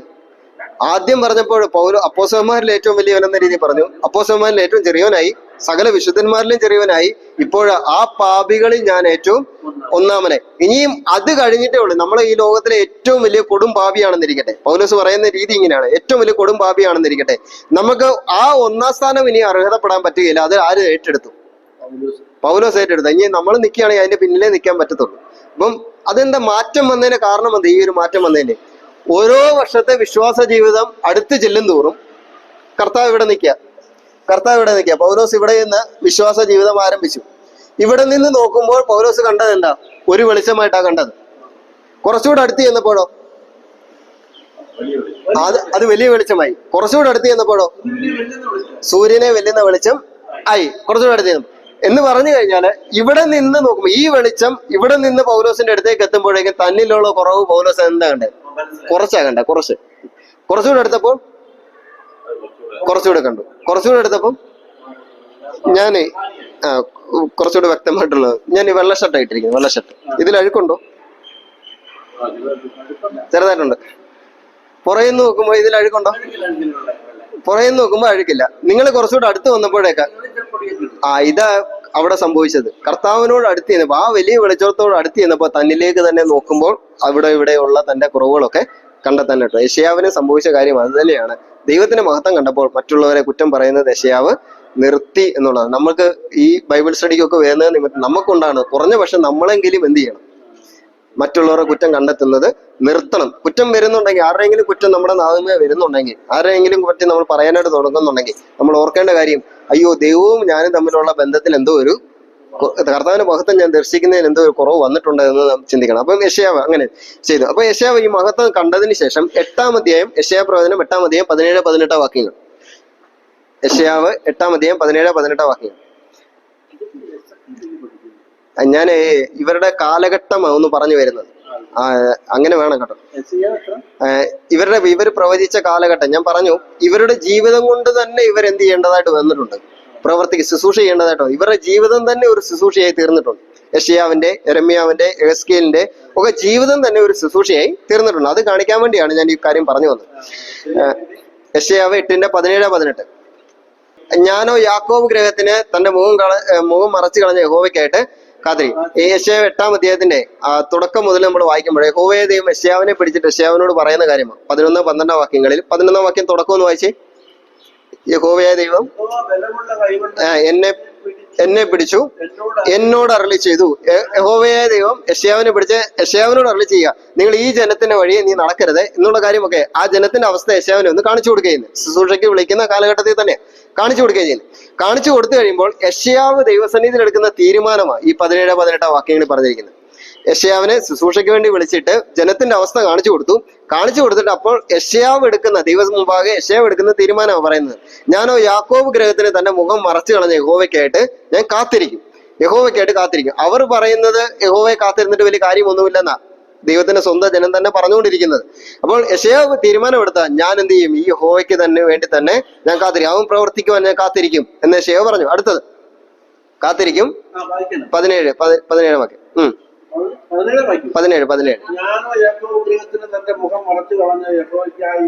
കാത്തിരിക്കും. അവന് തന്നെ പ്രത്യാശ വെക്കും. ഇതാ ഞാനും യഹോവ എനിക്ക് തന്ന മക്കളും ഇസ്രായേൽ പർവ്വതത്തിൽ അധിവസിക്കുന്ന സൈന്യങ്ങളുടെ യഹോവയാൽ ഇസ്രായേൽ അടയാളങ്ങളും അത്ഭുതവുമായി. ഈ യഹോവയാൽ ഞാനും എന്റെ മക്കളും, യഹോവ എനിക്ക് തന്ന മക്കളും, ഞാൻ ഈ യെരുശലേമിന്റെ നടുവിൽ, ഈ ദൈവത്തെ അന്വേഷിക്കാതിരിക്കുന്നവരുടെ നടുവിൽ ഒരടയാളവും അത്ഭുതവും ആയിരിക്കും, ഒരടയാളവും അത്ഭുതവുമായിരിക്കും എന്ന് പറഞ്ഞു. യെശയ്യാവ് എടുത്ത തീരുമാനം, നമ്മുടെ ഈ യോശുവയുടെ തീരുമാനമൊക്കെ നമ്മൾ എല്ലാവരും പറയാറുണ്ട്, വീടിന്റെ ഫ്രണ്ടിലൊക്കെ എഴുതി വെക്കും അല്ലെ, ഞാനും എന്റെ കുടുംബവും ഞങ്ങളെ യഹോവയെ സേവിക്കും. യെശയ്യാവിന്റെ തീരുമാനം അതുപോലെ എഴുതി വെക്കാൻ യോഗ്യമായിട്ടുള്ള തീരുമാനം. ഞാനും യഹോവ എനിക്ക് തന്ന മക്കളും, ഞങ്ങൾ സിയോൻ പർവ്വതത്തിൽ അധിവസിക്കുന്ന യഹോവയുടെ സഹായത്താൽ ഞാൻ ഈ യെരുശലേമിൽ ഇസ്രായേലിൽ ഞാനൊരു അടയാളവും അത്ഭുതവും ആയിരിക്കും. ആരൊക്കെ അത്ഭുതവുമായിരിക്കും എന്നാ പറഞ്ഞിരിക്കുന്നത്? ഞാൻ അടയാളമായിരിക്കും, ഞാൻ അടയാളമായിരിക്കും. യഹോവ എനിക്ക് തന്ന മക്കളും എന്തായിരിക്കും? അടയാളമായിരിക്കും. എങ്ങനെ അടയാളമായിരുന്ന 20-ാം അധ്യായത്തിൽ നമ്മൾ വായിച്ചത്, 20:3 20:3 പറയുന്നത്, അന്ന് തീരുമാനമെടുത്തത് യെശയ്യാവ് പാലിച്ചോ ഇല്ലയോ എന്ന് യഹോവ തന്നെ യെശയ്യാവിനെ പറ്റി സാക്ഷ്യം പറയുന്നതാ. 20:3 വായിച്ചു, ശബ്ദം ഉയർത്തി. എന്റെ ദാസനായ യെശയ്യാവ് മിസ്രൈമില് കൂശിനും അടയാളമായി 3 സംവത്സരം ചെരുപ്പിടാതെയും നഗ്നനായും ചെരുപ്പിടാതെയും ഈ 3 സംവത്സരം നടന്നു എന്നാ പറഞ്ഞത്. യെശയ്യാവ് അന്ന് തീരുമാനമെടുത്തപ്പോ വിചാരിച്ചില്ല ഇത്രയും കട്ടിയുള്ള ഒരു തീരുമാനമാണ് ഞാൻ എടുക്കുന്നല്ലേ, ഇത്രയും കട്ടിയുള്ള, ഞാനൊരു അത്ഭുതം അടയാളമായിരിക്കും എന്ന് തീരുമാനിച്ചു കഴിഞ്ഞപ്പോൾ അറിയുന്നത് എങ്ങനെയൊക്കെ അടയാളമായിരിക്കണമായിരുന്നു. നഗ്നനായും ചെരുപ്പിടാതെയും യഹോവയുടെ സന്നിധിയിൽ ആ ശുശ്രൂഷ ചെയ്യണമായിരുന്നു, യഹോവ ഏൽപ്പിച്ച ശുശ്രൂഷ ചെയ്യണമായിരുന്നു. നഗ്നനായി ഇസ്രായേലിന്റെ മരുഭൂമിയിലൂടെ നഗ്നനായിട്ട് ചെരുപ്പിടാതെ ഒരു വ്യക്തി നടക്കുന്നത് കണ്ടു കഴിഞ്ഞാൽ നമ്മുടെ മനസ്സിലൊക്കെ അവനെ പറ്റി വിളിക്കേണ്ട പേരെന്താ? ഇവനൊരു ഭ്രാന്തനാണോ എന്ന് നമ്മൾ വിളിക്കും. പക്ഷെ യെശയ്യാവ് ദൈവജനത്തിന് വേണ്ടി, ദൈവത്തിന്റെ വചനം നിവർത്തിക്കുന്നതിന് വേണ്ടി അവനൊരു ഭ്രാന്തനായി തീരുന്നതിനും അവൻ എന്ത് കാണിച്ചു? മനസ്സ് കാണിച്ചു. ആ ശുശ്രൂഷയുടെ കാലഘട്ടം നിങ്ങളുടെ മനസ്സിലേക്ക് വരാൻ വേണ്ടി, ആ ശുശ്രൂഷയുടെ പ്രാധാന്യം ഒന്ന് മനസ്സിലേക്ക് വരാൻ വേണ്ടി. അപ്പൊ ഞാൻ പറഞ്ഞത് യെശയ്യാവ് അങ്ങനെയാ ശുശ്രൂഷ ചെയ്തത്. യെരമ്യാവ് ശുശ്രൂഷ ചെയ്ത കാലഘട്ടത്തിൽ യെരമ്യാവ് പറഞ്ഞതനുസരിച്ച്, യെരമ്യാവിന്റെ വാക്കുകൾ കേട്ടതനുസരിച്ച് ബാരൂക്ക് എന്ന് പറഞ്ഞ രാജാവ്, യെരമ്യാവിന്റെ കൂടെ കൊണ്ടുപോയില്ലേ മിസ്രൈമിലേക്ക് കൊണ്ടുപോയി, ബാരൂക്ക് എന്ന് പറഞ്ഞ രാജാവ്, ബാരൂക്ക് എന്ന് പറഞ്ഞ വ്യക്തി പുരോഹിതൻ ആണെന്ന് തോന്നുന്നു. അദ്ദേഹം ചെയ്ത കാര്യം, യെരമ്യാവ് എന്ന് പ്രവചിച്ചു കഴിഞ്ഞപ്പോൾ അദ്ദേഹം ചെയ്ത കാര്യം, യെരമ്യാവിന്റെ മുടി പിടിച്ചു പറിച്ചു, കരണത്തടിച്ചു, പൊട്ടക്കിണറ്റിൽ ഇട്ടു. യെരമ്യാവിനെ ശുശ്രൂഷ ശുശ്രൂഷ ചെയ്ത് ദൈവം നൽകിയ ശുശ്രൂഷ ചെയ്തത് കാരണം യെരമ്യാവിന് അനുഭവിക്കേണ്ട വന്ന അതാണ്. യെഹെസ്കേലിന്റെ സമയത്തും അങ്ങനെ തന്നെ ഉണ്ടായിരുന്നു. 24-ാം അധ്യായം, യെഹെസ്കേൽ പ്രവചനം 24-ാം അധ്യായം 6 മുതൽ 12 വരെയുള്ള വാക്യങ്ങൾ വായിക്കണം. അവിടെ നിങ്ങൾ എടുക്കണം, ഞാൻ സംഭവം അങ്ങ് പറയാം. അവിടെ ആ ഭാഗത്ത് പറയുന്നത്, യെരുശലേമിന് അടയാളമായിരിക്കുന്നതിന് വേണ്ടി ഭാര്യയെ കൊന്നുകളഞ്ഞു. യെഹെസ്കേലിന്റെ 24-ാം അധ്യായം, യെഹെസ്കേലിന്റെ ഭാര്യയെ കൊന്നുകളഞ്ഞു. അത് ഭാര്യയെ കൊന്നുകളഞ്ഞതിന്റെ കാരണം ആർക്ക് അടയാളമായിരിക്കണം? യെരുശലേമിന് ഒരു അടയാളമായിരിക്കണം. ഈ ഭാര്യയുടെ മരണം, യെഹെസ്കേലിന്റെ ഭാര്യയുടെ മരണം ആർക്ക് അടയാളമായിരിക്കണം? ഇസ്രായേലിന് ഒരു അടയാളമായിരിക്കണം. അപ്പോൾ അവർ അവരുടെ ജീവിതത്തിൽ അനുഭവിച്ച വൈഷമ്യങ്ങൾ എത്രമാത്രമായിരുന്നു എന്ന് ഓർത്തേ. നഗ്നനായും ചെരുപ്പിടാതെ നടക്കേണ്ട വന്നു. അത്ഭുതം അടയാളമായിരിക്കുന്നതിന് വേണ്ടിയാ, ദൈവം ദാസനാണെന്ന് തെളിയിക്കുന്നതിന് വേണ്ടിയാ, ദൈവം നൽകിയ ശുശ്രൂഷ നിവർത്തിക്കുന്നതിന് വേണ്ടിയാ അവർ ഈ കാര്യങ്ങളൊക്കെ ചെയ്തത്. നഗ്നനായി ചെരുപ്പിടാതെ നടന്നു, മറ്റുള്ളവരാൽ നിന്ദ ഏറ്റു, മറ്റുള്ളവർ ഉപദ്രവം ഏറ്റു, മറ്റുള്ളവരാല് പൊട്ടക്കിണറ്റിൽ കിടക്കേണ്ടതായിട്ട് വന്നു. സ്വന്തം കുടുംബത്തില് സ്വന്തം ഭാര്യ തന്നെ അവർ നഷ്ടപ്പെടേണ്ട അവസ്ഥ വന്നു. എന്നിട്ടും പതറാതെ അവർ കർത്താവ് ഏൽപ്പിച്ച ശുശ്രൂഷ ചെയ്തു. ദാനിയേലിന്റെ ജീവിതത്തിൽ ഇങ്ങനെ തന്നെ പ്രശ്നങ്ങളുണ്ട്. ദാനിയേലിന്റെ ജീവിതത്തിലെ ദാനിയേൽ പ്രവചനം 1-ാം അധ്യായം മുതൽ വായിക്കുമ്പോൾ പ്രശ്നങ്ങൾ ഒഴിച്ചുള്ള 1-ാം അധ്യായത്തിൽ ഒരു പ്രശ്നം കഴിയുമ്പോൾ 2-ാം അധ്യായത്തിൽ അടുത്ത പ്രശ്നം, അതങ്ങോട്ട് കഴിയുമ്പോൾ 3-ാം അധ്യായത്തിൽ അടുത്ത പ്രശ്നം. ഇങ്ങനെ ദാനിയേലിനും പ്രശ്നങ്ങൾ തന്നെ ഉണ്ടായിരുന്നു. പക്ഷെ അവർ അതിന്റെ ഒക്കെ നടുവിൽ, ആ പ്രശ്നങ്ങളുടെ നടുവിൽ കർത്താവ് ഏൽപ്പിച്ച ശുശ്രൂഷ നിറപടിയായി അവരെ നിവർത്തിച്ചു എന്നുള്ളത് നമ്മൾ ഓർക്കേണ്ടതായിട്ടുണ്ട്. ഇത് ആരെങ്കിലും ആഗ്രഹിക്കുന്ന ഒരു ശുശ്രൂഷയായിരുന്നു ഈ പ്രവചന ശുശ്രൂഷ എന്നുള്ളത്. അന്നത്തെ ആഗ്രഹിക്കുന്ന ഒരു ശുശ്രൂഷയായിരുന്നു അല്ലായിരുന്നു. പക്ഷെ ഇന്ന് അതാണ് ഏറ്റവും അധികം ആഗ്രഹിക്കുന്നത്. നിങ്ങൾ ഈ അന്യഭാഷയെ പറ്റി പറയുന്ന 1 കൊരിന്ത്യർ 14-ാം അധ്യായത്തിൽ നിങ്ങൾ വായിക്കുമ്പോൾ, 1 കൊരിന്ത്യർ 14-ാം അധ്യായത്തിൽ വായിക്കുമ്പോൾ പൗലോസ് പറയുന്നത്, നിങ്ങൾ പ്രവചന ശുശ്രൂഷ, പ്രവചന വരം ആഗ്രഹിക്കണം എന്ന് പറയുന്നത്, പ്രവചനത്തിന്റെ വരം ആഗ്രഹിക്കണം എന്ന്. അത് ചോദ്യങ്ങളൊന്നും ഇങ്ങോട്ട് ചോദിക്കരുത്, ചോദിച്ചു കഴിഞ്ഞാൽ മുന്നോട്ട് പോകത്തില്ല, സമയം കുറച്ചിടുന്നു. ഞാൻ പറഞ്ഞു വരുന്ന ആശയം മാത്രം ഞാൻ പറഞ്ഞു പോട്ടെ. പ്രവചന ശുശ്രൂഷ, പ്രവചന എന്ന വരം നിങ്ങൾ ആഗ്രഹിക്കണം. അവരാഗ്രഹിച്ചുകൊണ്ടിരുന്നത്, കൊരിന്ത്യ സഭയിലുള്ളവർ ആഗ്രഹിച്ചുകൊണ്ടിരുന്നത് അന്യഭാഷാ വരത്തെ പറ്റി അവർ ആഗ്രഹിച്ചുകൊണ്ടിരുന്നത്, അന്യഭാഷയെ സംസാരിക്കാൻ അവരെല്ലാം ആഗ്രഹിച്ചുകൊണ്ടിരുന്നത്. പക്ഷെ പൗലോസ് പറയാ, അതിനേക്കാൾ ഉപരിയായിട്ട് നിങ്ങൾ ആഗ്രഹിക്കേണ്ടത് എന്താ? ആഗ്രഹിക്കേണ്ടത് പ്രവചനം ആഗ്രഹിക്കണം. പ്രസംഗിക്കുന്ന ശുശ്രൂഷ അല്ലെങ്കിൽ മറ്റുള്ളവരുടെ ആശ്വാസത്തിനും പ്രബോധനത്തിനുമായിട്ടും പഠിപ്പിക്കുന്ന ശുശ്രൂഷ ആഗ്രഹിക്കണമെന്ന് പറഞ്ഞു. അന്നത്തെ കാലഘട്ടത്തിൽ പോലും, ഞാൻ പറഞ്ഞു വരുന്ന കാര്യം ഇതാണ്, അന്നത്തെ കൊരിന്ത് സഭയുടെ കാലഘട്ടത്തിൽ പോലും ഈ പ്രവചനത്തിനൊക്കെ ഒരു ആഗ്രഹം എന്തായിരുന്നു ജനത്തിന്റെ ഇടയിൽ? വളരെ കുറവായിരുന്നു. അതുകൊണ്ടല്ലേ പൗലോസ് അങ്ങോട്ട് ആഗ്രഹിക്കണം എന്ന് പറയാൻ കാരണം. അതിനേക്കാളും അവർ ആഗ്രഹിക്കുന്ന അന്യഭാഷയുടെ വരത്തെയാണ് അവർ ആഗ്രഹിച്ചുകൊണ്ടിരുന്നത്. അപ്പം ആഗ്രഹിക്കണം എന്ന് പറയാം. അന്നത്തെ കാലഘട്ടത്തിൽ പോലും ഇവര് ഇത് ആഗ്രഹിക്കുന്നത് കുറവായിരുന്നു. പക്ഷെ ഇന്നത്തെ കാലഘട്ടത്തിലേക്ക് വന്നപ്പോഴും എല്ലാവർക്കും പ്രസംഗിച്ചാൽ എല്ലാവരും ഉപദേഷ്ടാക്കന്മാരാകാനായിട്ട് ശ്രമിക്കുക. നമ്മളെ തന്നെ ആവർത്തിച്ച് പറയുന്നുണ്ട്, അധികം ശിക്ഷാവധി വരാതിരിക്കുന്നതിന് വേണ്ടി നിങ്ങളിൽ പലരും ഉപദേഷ്ടാക്കന്മാരായിരിക്കുവാനായിട്ട് പാടില്ല എന്നുള്ളത് പറയുകയാണ്. അധിക ശിക്ഷാവധി വരാതിരിക്കുന്ന വേണ്ടി നമ്മൾ എന്ത് ചെയ്യാൻ പാടില്ല? ഉപദേഷ്ടാക്കന്മാരാകുവാനായിട്ട് പാടില്ല. അവർ അന്നത്തെ കാലത്ത് ആ ശുശ്രൂഷ ചെയ്തവർ എത്ര വൈഷമ്യത്തോടുകൂടി എത്ര കഷ്ടതകൾ അനുഭവിച്ചുകൊണ്ട് ആ ശുശ്രൂഷ ചെയ്തത് എന്നുള്ളത് കാണിക്കാൻ വേണ്ടിയാണ് പറഞ്ഞത്. അവരുടെ കാലഘട്ടം അത്ര സുഖകരമായിട്ടുള്ള കാലഘട്ടമായിരുന്നില്ല. അവരുടെ ജീവിതം കൊണ്ട് തന്നെ അവർക്ക് എന്ത് കാണിക്കേണ്ടതായിട്ട് വന്നു? ആ ശുശ്രൂഷ നിവർത്തിക്കേണ്ടതായിട്ട് വന്നു, അവരുടെ ജീവിതം കൊണ്ട് തന്നെ. നിങ്ങൾക്കറിയാം, ഹോശേയ പ്രവാചകനോട് യഹോവയെ ദൈവം പറഞ്ഞു, പരസംഗത്തിൽ ജീവിക്കുന്ന ഒരു സ്ത്രീയെ ഭാര്യയായിട്ട് എടുക്കണമെന്ന്. യഹോവയെ ദൈവം നമ്മളോട് ആരെങ്കിലും അങ്ങനെ പറഞ്ഞു കഴിഞ്ഞാൽ ഹോശേയ എന്ത് ചെയ്തു? സ്വീകരിക്കാൻ ചെയ്തു. നിങ്ങളൊന്ന് ആലോചിക്കുക, ഹോശേയ പ്രവാചകൻ കവലകളിലൊക്കെ ചെന്ന് നിന്ന് പ്രസംഗിക്കുക, കവലകളിൽ നിന്ന് പ്രസംഗിക്കാനായിട്ട് വരിക, മൈക്ക് എടുത്ത് പിടിച്ചു ഇങ്ങനെ പ്രസംഗിച്ചുകൊണ്ടിരുന്നപ്പോഴേക്കും ജനം നിങ്ങളൊന്ന് മനസ്സിലാക്കാൻ വേണ്ടി, മൈക്കൊന്നും ഇല്ലാണ്ട് മനസ്സിലാക്കാൻ വേണ്ടി ഞാനങ്ങ് പറയുക. പ്രസംഗിച്ചുകൊണ്ട് നിന്നപ്പോഴേക്കും യെരൂശലേമിലുള്ള ആളുകളൊക്കെ വന്നിട്ട്, ഇസ്രായേൽ മക്കളാണ് പ്രസംഗിക്കുന്നത്, ഇസ്രായേൽ മക്കൾ വന്നിട്ട് പറയാം, ഹോശേയവേ, നിന്നെ ഞങ്ങൾ ബഹുമാനിക്കുന്നു, നീ യഹോവയുടെ പ്രവാചകനാണെന്ന് ഞങ്ങൾക്ക് മനസ്സിലായി, നിന്റെ വചനങ്ങളും സത്യമാണെന്നുള്ള കാര്യം ഞങ്ങൾക്കറിയാം, അത് ശരിയാണ്, അത് സത്യമാണ്. പക്ഷെ ഞങ്ങൾക്ക് നിന്നോടൊരു ചോദ്യമുണ്ട്. എന്താ ചോദ്യം? ഇത്ര വിശുദ്ധനായ ഒരു ദൈവത്തിന്റെ പ്രവാചകനായ നിനക്ക് എങ്ങനെ ഇങ്ങനെ ഒരാളെ സ്നേഹിക്കാൻ പറ്റുന്നു? ഹോശേയവനോട് ചോദിച്ചു കഴിഞ്ഞാൽ ഹോശേയവന്റെ മറുപടി എന്തായിരിക്കും? നിങ്ങൾ ആ ചോദ്യം ചോദിച്ചതോടൊപ്പം ഞാൻ ദൈവത്തെ സ്തുതിക്കുന്നു. ദൈവത്തിന് നിങ്ങളോടുള്ള സ്നേഹം ഇത്രമാത്രമാണ് എന്ന് അവരുടെ ജീവിതം കൊണ്ട് കാണിച്ചു കൊടുക്കുക പ്രവാചകന്മാർ. ഞാൻ പറഞ്ഞ മനസ്സിലായോ? ഹോശേയവനോട് ചോദിക്കുകയാണെങ്കിൽ ഹോശേയവന്റെ മറുപടി എന്തായിരിക്കും? യഹോവയെ ദൈവത്തിന് ഇസ്രായേൽ മക്കളോടുള്ള സ്നേഹത്തെ കാണിക്കുന്നതിന് വേണ്ടിയാണ് ഹോശേയവനോട് ആ കാര്യം ചെയ്യാനായിട്ട് പറഞ്ഞത്. യഹോവയെ ദൈവത്തിന് ഇസ്രായേൽ മക്കളെ എത്രയധികമായിട്ട് സ്നേഹിച്ചു. അവര് പരസംഗം ചെയ്തു. ഇസ്രായേൽ മക്കൾ എത്രയധികം ദേവന്മാരുടെ പുറകെ അവർ പോയി, എത്രയധികം വിഗ്രഹങ്ങളെ അവരുണ്ടാക്കി, എത്രയധികം ബലിപീഠങ്ങളെ അവരുണ്ടാക്കി. അവർ യഹോവയെ വിട്ടുകൊണ്ട് മറ്റു പല ദേവന്മാരുടെ പുറകെ അവർ പോയി. അപ്പോൾ അവരോട് പറയുകയാണ്, നിങ്ങൾ ഈ ചോദ്യം ചോദിച്ചത് എനിക്ക് വളരെയധികം സന്തോഷമായി. കാരണം യഹോവയ്ക്ക് നിങ്ങളോടും ഇങ്ങനെ തന്നെയാണ് സ്നേഹമുള്ളത്. നിങ്ങളൊന്ന് ആലോചിച്ച് നോക്കിയേ, ദൈവമക്കളെ, നിങ്ങളൊന്ന് ആലോചിച്ച് നോക്കിയേ. എന്നോട് ഈ ചോദ്യം ചോദിക്കുന്നവരെ നിങ്ങളൊന്ന് ആലോചിച്ച് നോക്കിയേ. നിങ്ങൾ എന്നോട് ചോദിക്കുന്നത് എനിക്ക് എങ്ങനെ ഇവരെ സ്നേഹിക്കാൻ പറ്റുന്നു? എന്റെയും സംശയം അത് തന്നെയാണ്. ഇത്ര ഉന്നതനായ, ഇത്ര പരിശുദ്ധനായ ദൈവത്തിന് ഇത്ര പരസംഗത്തിൽ ജീവിക്കുന്ന ദൈവത്തെ സ്നേഹിക്കാതിരിക്കുന്ന നിങ്ങളെ എങ്ങനെ സ്നേഹിക്കാൻ പറ്റുന്നു? നിങ്ങൾ അതിന് മറുപടി പറയാം. അപ്പോൾ എനിക്ക് എന്നോടുള്ള ചോദ്യത്തിനുള്ള മറുപടി ആകുമെന്ന്. അപ്പം അവരുടെ ജീവിതം കൊണ്ട് തന്നെ പ്രവാചകന്മാർ അവരുടെ ശുശ്രൂഷ നിവർത്തിച്ചു എന്നുള്ളതാണ് ഓർക്കേണ്ടത്. യെരമ്യാവും അങ്ങനെ ചെയ്തു. യെരമ്യാ പ്രവചനത്തിൽ പറഞ്ഞിരിക്കുന്ന ഏറ്റവും യെരമ്യാ പ്രവചനത്തിന്റെ താക്കോൽ വാക്യം എന്ന് പറയാൻ പറ്റുന്നതാണ് 31-ാം അധ്യായം. യെരമ്യാ പ്രവചനം 31-ാം അധ്യായം 3-ാം വാക്യം. 31. പ്രത്യക്ഷമായി അരുളി ചെയ്തു, നിത്യസ്നേഹം കൊണ്ട് ഞാൻ നിന്നെ യഹോവ ദൂരത്ത് നിന്ന് പ്രത്യക്ഷമായി അരുളി ചെയ്തു, നിത്യസ്നേഹം കൊണ്ട് ഞാൻ നിന്നെ സ്നേഹിച്ചിരിക്കുന്നു. വേദപുസ്തകത്തിന്റെ ആകെ തുക എന്ന് പറയുന്നത് ഇത് തന്നെയാണ്. ഇത് കേൾവിക്കാരോട്, ഇതിന്റെ വായനക്കാരോട് യഹോവയെ ദൈവത്തിന് പറയാനുള്ള കാര്യമാണ്.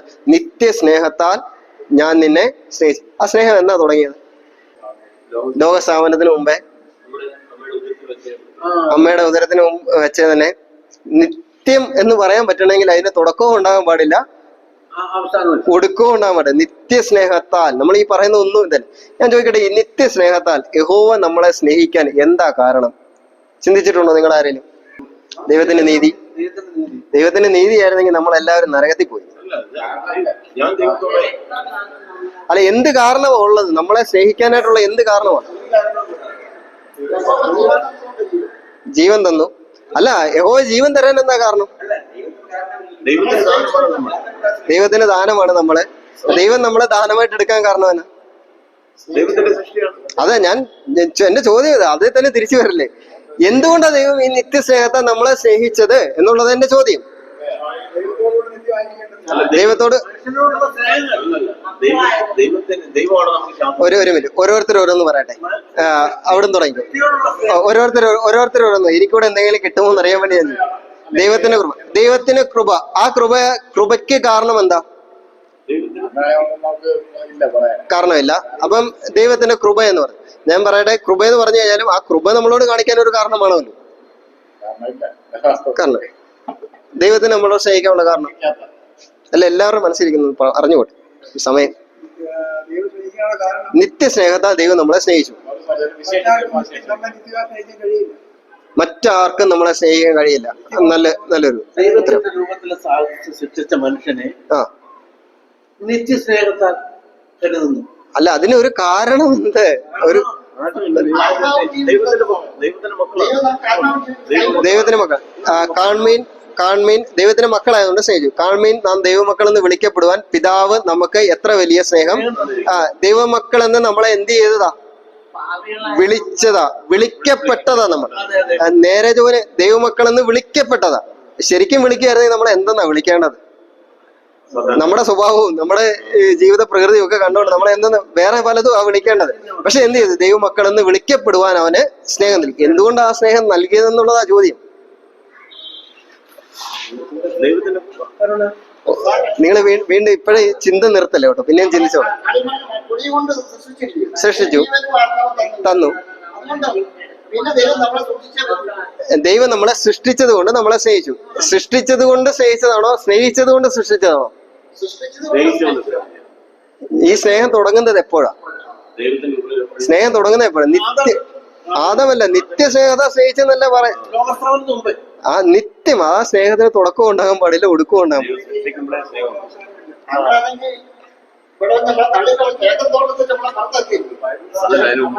അതിനു മുമ്പ് നമ്മളെ സൃഷ്ടിച്ചല്ലോ. അച്ഛൻ പറഞ്ഞ കാര്യം ദൈവം നമ്മളെ സൃഷ്ടിച്ചത് കൊണ്ട് നമ്മളെ സ്നേഹിച്ചു. ദൈവത്തിന്റെ സ്നേഹം നമ്മളെ സൃഷ്ടിച്ചപ്പോ മുതലല്ല നമ്മളെ സ്നേഹിച്ച് തുടങ്ങിയത്. എപ്പോ മുതലേ തുടങ്ങി? നിത്യതയിലേ തുടങ്ങി. എന്നാ തുടക്കം എന്ന് പറയാൻ പറ്റത്തില്ല. ആ ലോകസ്ഥാപനം നമ്മെ തിരഞ്ഞെടുത്തു എന്നാ പറഞ്ഞത്. സ്നേഹിച്ചു എന്ന് പറയുന്നത് നിത്യസ്നേഹത്താൽ സ്നേഹിച്ചു എന്ന് പറയുന്നത്. നിത്യസ്നേഹത്താൽ അല്ല, ആ വാക്യമല്ലേ നമ്മൾ വായിച്ചേ. ഞാൻ മൂലഭാഷയിലും എല്ലാ ഭാഷയിലും ഞാൻ നോക്കി. എവർലാസ്റ്റിംഗ് ലവ് എന്നുള്ളതാ. Everlasting loved with an everlasting love എന്ന് പറഞ്ഞേ. എന്ന് വെച്ചാൽ അതിന് തുടക്കവും ഇല്ല അവസാനവും ഇല്ല. കാരണം കണ്ടെത്താൻ പറ്റുന്നുണ്ടോ അച്ഛാ?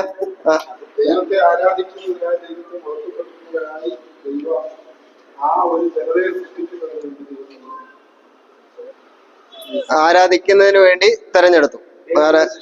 സൃഷ്ടി ചെയ്തു. ഈ ചിന്ത നിങ്ങൾ നിർത്തല്ലേ കേട്ടോ. ഞാൻ പറഞ്ഞത്, നിങ്ങൾ വീട്ടിൽ പോയി ഒന്ന് എപ്പോഴെങ്കിലും മുട്ടുമേ പ്രാർത്ഥിക്കാനായിട്ട് നിൽക്കുന്നതിന് മുമ്പ് നിങ്ങളൊന്ന് ദൈവത്തോട് തന്നെ ഒന്ന് വരും. ദൈവമേ, നീ എന്നെ സ്നേഹിക്കാൻ എന്താ കാരണം എന്നൊന്ന് ചോദിച്ചു. നമ്മൾ തന്നെ ഒന്ന് ചോദിച്ചു. ഞാൻ ഇങ്ങനെ ഇത് ചോദിക്കാനായിട്ട് കാരണം എന്റെ ഭാര്യയുടെ അനിയത്തി ഒരിക്കലും ഒരു ചോദ്യം പെട്ടെന്ന് ഒരു ഉച്ചയ്ക്ക് എന്നോടൊരു ചോദ്യം, അജോ ചേട്ടാ, ദൈവം അജോ ചേട്ടനെ സ്നേഹിക്കാൻ എന്താ കാരണം എന്ന് ചോദിച്ചു. അപ്പൊ അവള് സാധാരണ എന്നോട് എങ്ങനെ എന്തെങ്കിലും ചോദ്യം ചോദിക്കുകയാണെങ്കിൽ അർത്ഥമില്ലാതെ അല്ല ചോദിക്കുന്നതെന്ന് എനിക്ക് മനസ്സിലായി. ഞാൻ പറഞ്ഞു ഞാൻ ആലോചിച്ചിട്ട് വൈകിട്ടത്തേക്കിന് പറയാമെന്ന്. വൈകിട്ട് മറുപടി പറയാൻ പറ്റിയില്ല. പിറ്റേ ദിവസം ഞായറാഴ്ച ആയിരുന്നു മറുപടി പറയാൻ പറ്റിയില്ല. തിങ്കളാഴ്ച മറുപടി പറയാൻ പറ്റത്തില്ല. 3-4 ദിവസം മറുപടി കിട്ടാതെയപ്പോൾ അവൾ എന്നെ ഇങ്ങോട്ട് ഫോൺ ചെയ്തിട്ട് എന്നോട് ചോദിച്ചു, എന്താ അജോ ചേട്ടനെ സ്നേഹിക്കാനുള്ള കാരണം? ഞാൻ പറഞ്ഞ 5 ദിവസമായിട്ട് ഞാൻ ആലോചിക്കുക, കണ്ടെത്താനായിട്ട് പറ്റിയിട്ടില്ല. അപ്പോൾ അവള് പറഞ്ഞു, ഞാൻ 5 ദിവസമല്ല 5 മാസമായിട്ട് ഞാൻ ആലോചിക്കുക, എനിക്കും കണ്ടെത്താനായിട്ട് പറ്റിയിട്ടില്ല എന്നാണ്. എനിക്ക് ദൈവസ്നേഹം യോഹന്നാന്റെ ലേഖനത്തിൽ പറയുന്നുണ്ട്, അവൻ ആദ്യം നമ്മെ സ്നേഹിച്ചു എന്നുള്ളതാ എനിക്കൊരു കണ്ടെത്താൻ പറ്റിയ കാരണം. അതിന് ഒരു കാരണവും എന്നിലില്ല. ഒരു കാരണവുമില്ല. എന്നിലെ എന്തെങ്കിലും ഒരു കാരണമാ ദൈവം എന്നെ സ്നേഹിക്കാനായിട്ട് കണ്ടെത്തിയിരുന്നെങ്കിൽ നമ്മളെ ഒരിക്കലും സ്നേഹിക്കാൻ.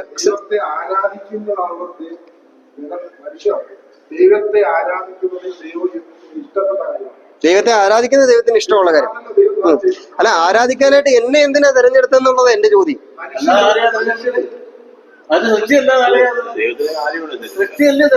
ദൂതന്മാർ ആരാധിക്കുന്നുണ്ട്. ഞാന് ഇത് ഇവിടെ അവസാനിപ്പിക്കും. ഞാൻ പറഞ്ഞ ഈ ചിന്ത ഇവിടെ നിർത്തല്ലേ, നിങ്ങൾ പിന്നെയും ചിന്തിക്കാം. നിങ്ങൾക്കും പല കാരണങ്ങൾ കണ്ടെത്താൻ പറ്റും. ദൈവത്തെ അധികമായിട്ട് സ്തുതിക്കാൻ പറ്റും. ഞാൻ പറഞ്ഞു, എനിക്ക് എന്നെ നോക്കിയിട്ട് ഞാൻ ദൈവത്തോട് പറഞ്ഞ കാര്യം, ദൈവമേ നീ എന്നെ സ്നേഹിക്കാനായിട്ട് ഒരു കാരണവും എന്നിലില്ല. എന്തെങ്കിലും കാരണമുണ്ടോ എന്ന് നോക്കിയാൽ ഒരു കാരണം കൂടാതെ സ്നേഹിച്ചു. അവൻ ആദ്യം നമ്മെ സ്നേഹിച്ചു. ഇതൊക്കെ പറയാൻ പറ്റുള്ളൂ നമുക്ക്. ഇതല്ലാതെ വേറെ ഒന്നും എനിക്ക് കണ്ടെത്താൻ പറ്റിയില്ല. നിങ്ങൾക്ക് എന്തെങ്കിലും കണ്ടെത്താൻ പറ്റുന്നുണ്ടോ നിങ്ങൾ ശ്രദ്ധിക്കുക. അപ്പം അങ്ങനെ നമ്മൾ ഒന്ന് ചിന്തിച്ചു പോവുകയാണെങ്കിൽ ഞായറാഴ്ച ചെന്ന് കർത്താവിന്റെ സന്നിധിയിൽ കർത്താവിനെ ആരാധിക്കാനായിട്ട് ഇരിക്കുമ്പോൾ നമ്മുടെ ഹൃദയം നിറയുവാനായിട്ടിടയും. നന്ദി കൊണ്ടെന്റെ ഉള്ളം നന്നേ നിറയുന്നുവെന്ന് ഹൃദയത്തിൽ നിന്ന് നമുക്ക് പാടാനായിട്ട് പറ്റും. യെരമ്യാവിലൂടെ യഹോവയെ ദൈവം ഇസ്രായേൽ മക്കളെ അറിയിക്കുവാനായിട്ട് ആഗ്രഹിച്ച പ്രധാനപ്പെട്ട കാരണം അതാണ്. നിത്യസ്നേഹത്താൽ ഞാൻ നിങ്ങളെ സ്നേഹിച്ചു. ദൈവം ഈ ശിക്ഷാവിധിയെ കുറിച്ചൊക്കെ അവരെ അറിയിച്ചതിന്റെ കാരണം എന്താ? ശിക്ഷാവിധിയെ കുറിച്ചും അവരെ അറിയിച്ചതിന്റെ കാരണം എന്താ? അവരുടെ സ്നേഹം കൊണ്ടാ. ഇതാ ഞാൻ അത് താക്കോൽ വാക്യമെന്ന് പറയാൻ കാരണം, യഹോവ ചെയ്ത എല്ലാ കാര്യങ്ങളും, ദൈവജനത്തോടുള്ള ബന്ധത്തിൽ യഹോവ ചെയ്യുന്ന എല്ലാ കാര്യങ്ങളും അവരെ സ്നേഹിക്കുന്നത് കൊണ്ടാണ് ചെയ്യുന്നത്. പാപം ചെയ്യുമ്പോൾ നമ്മളെ ശിക്ഷിക്കുന്നത് എന്തുകൊണ്ടാ? സ്നേഹിക്കുന്നതുകൊണ്ട്.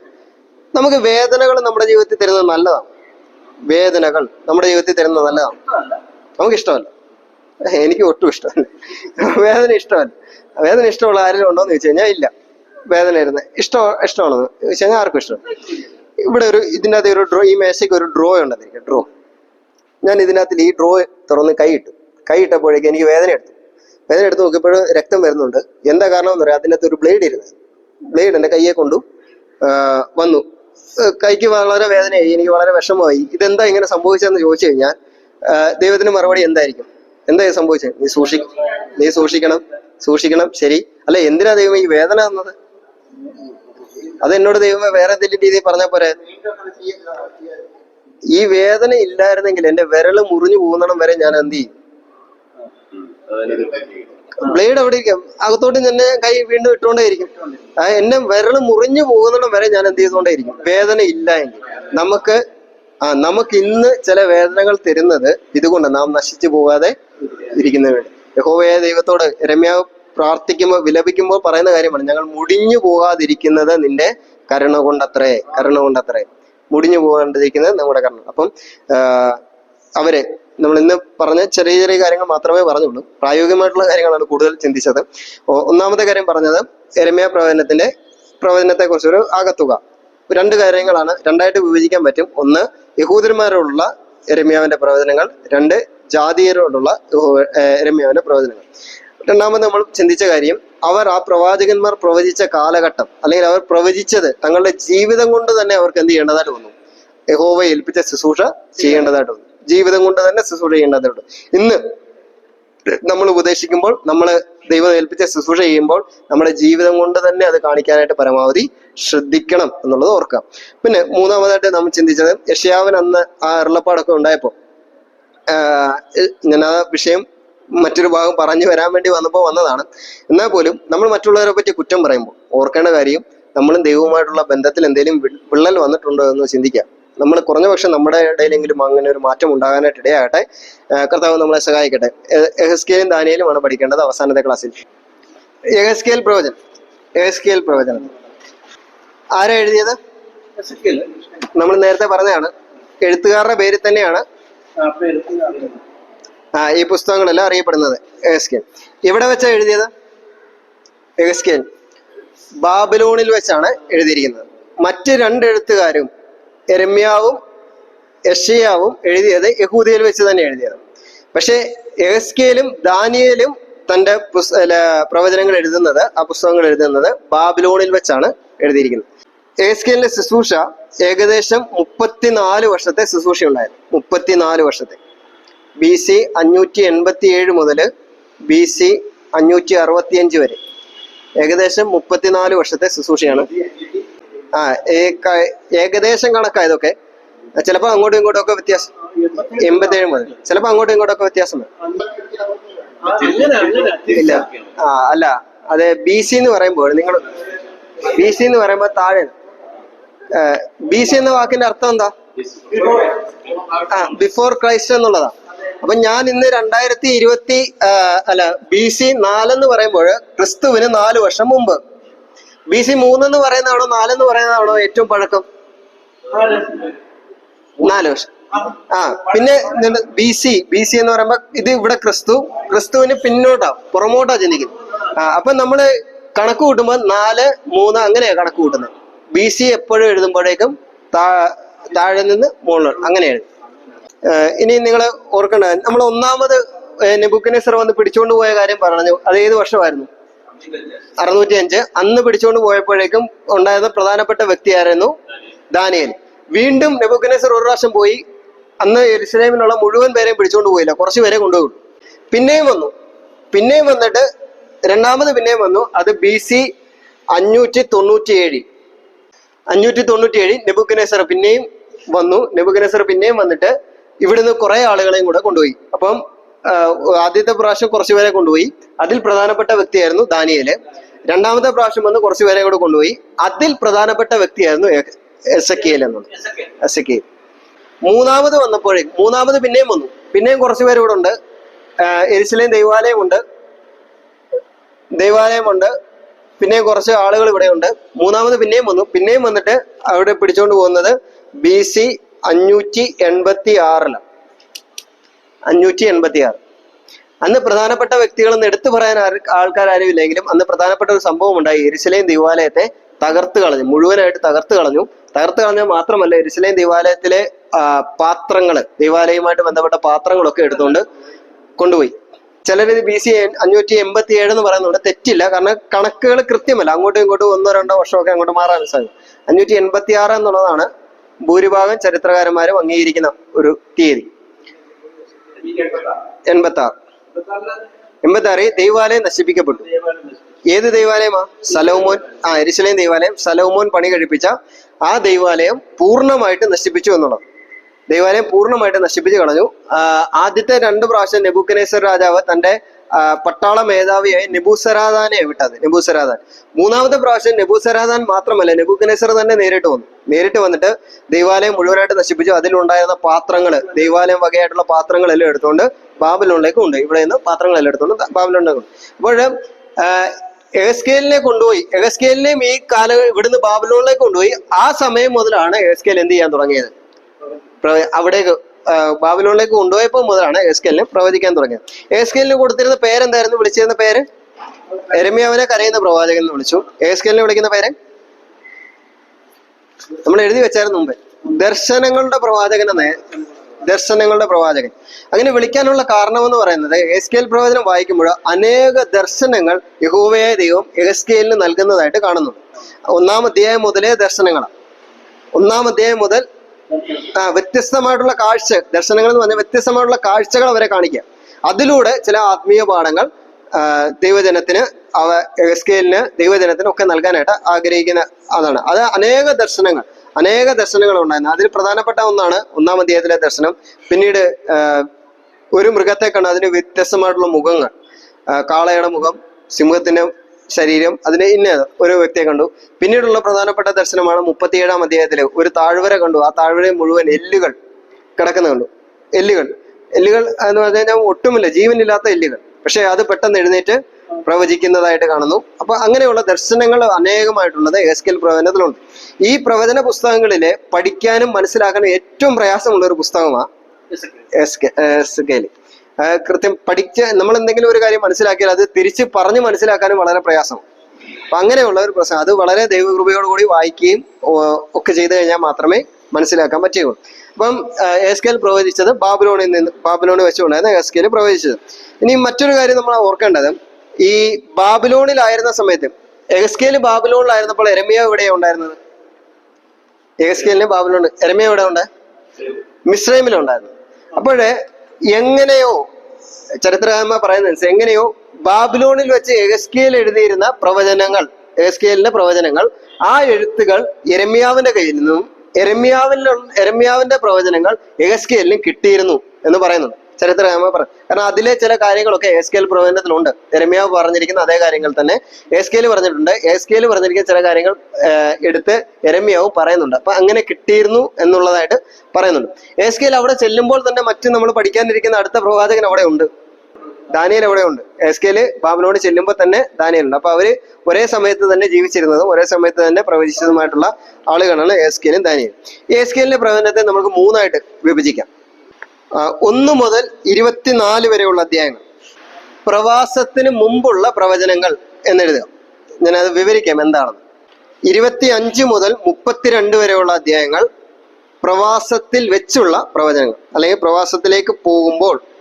33 മുതൽ 48 വരെ പ്രവാസത്തിന് ശേഷമുള്ള പ്രവചനങ്ങൾ.